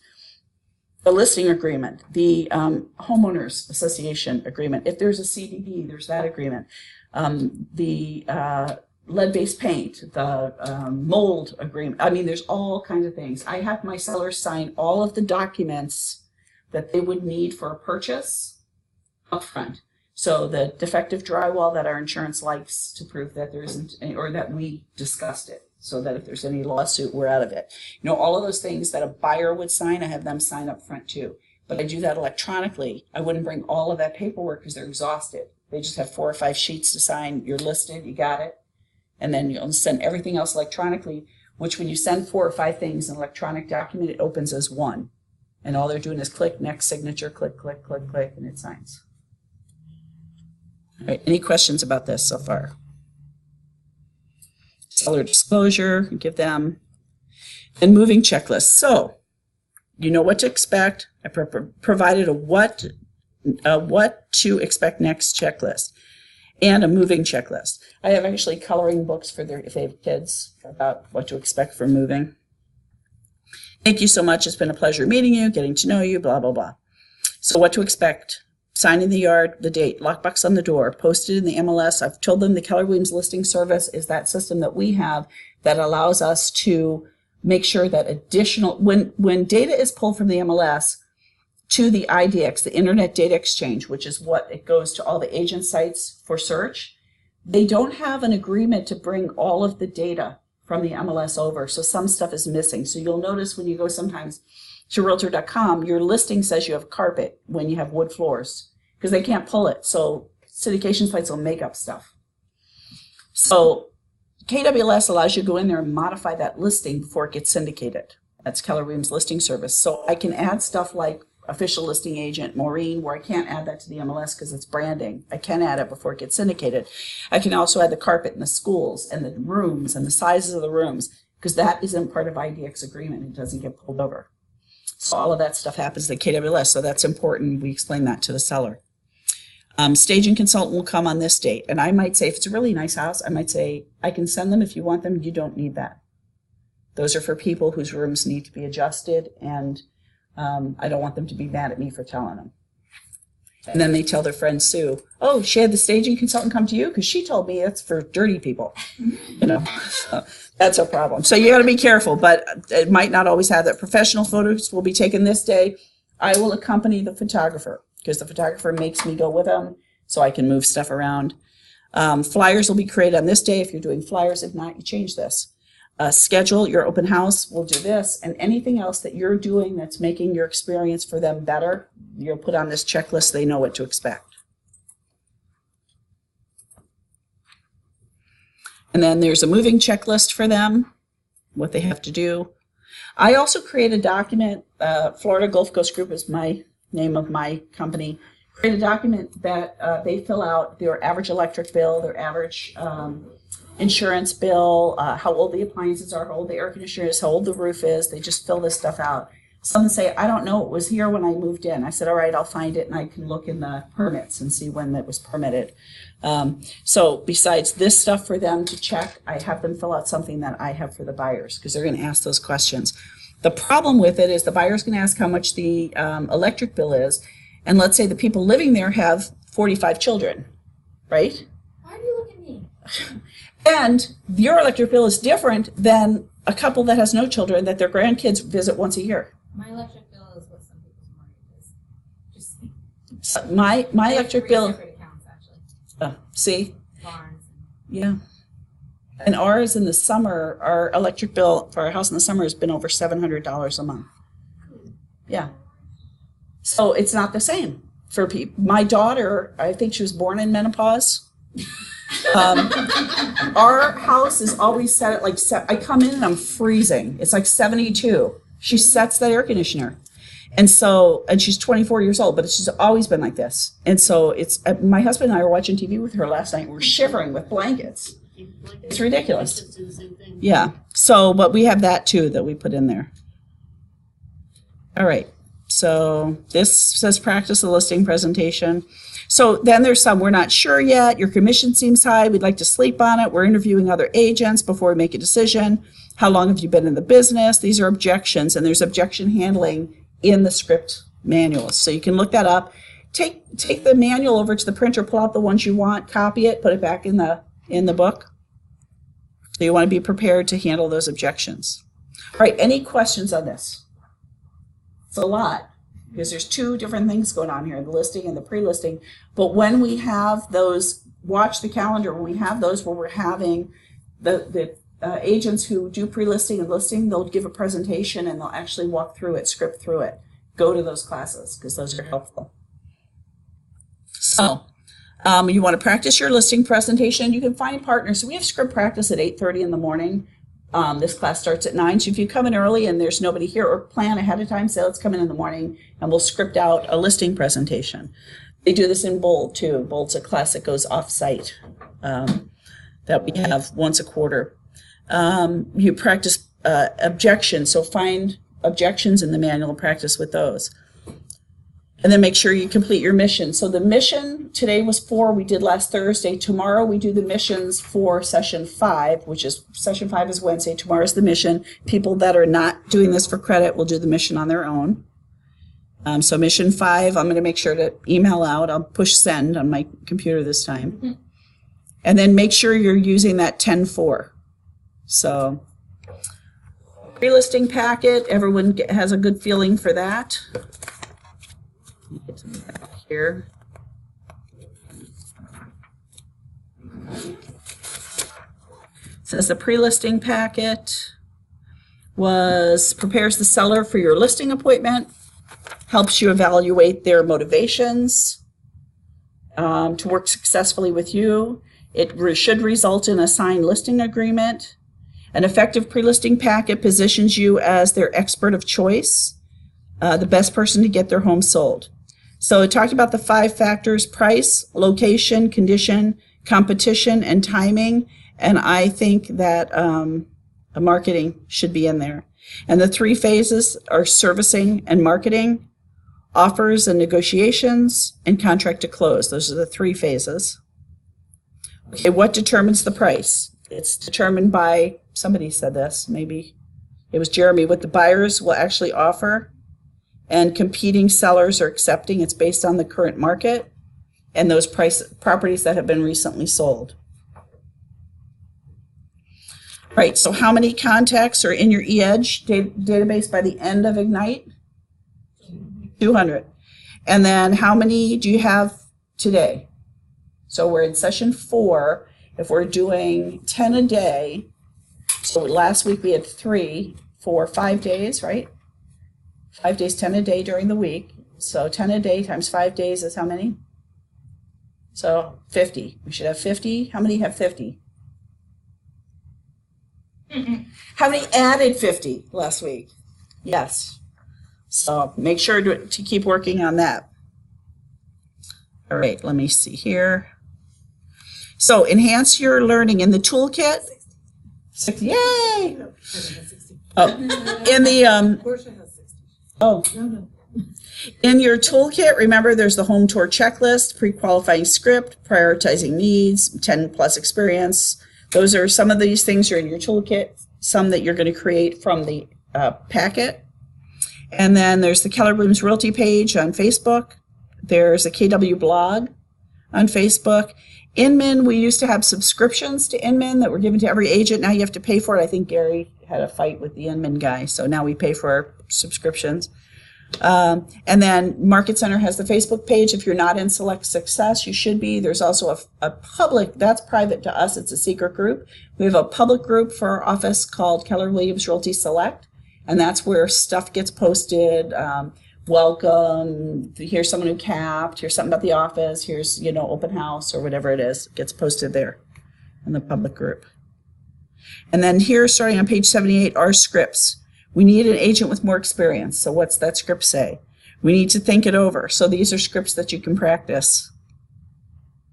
Why should we pay? Right? And then that's it. Everybody good? So make sure if you're taking this class for credit that you sign out on that other page, the noon sign out. Any questions? So what I did was this room, all right, I'm going to turn off the recording. Thank you.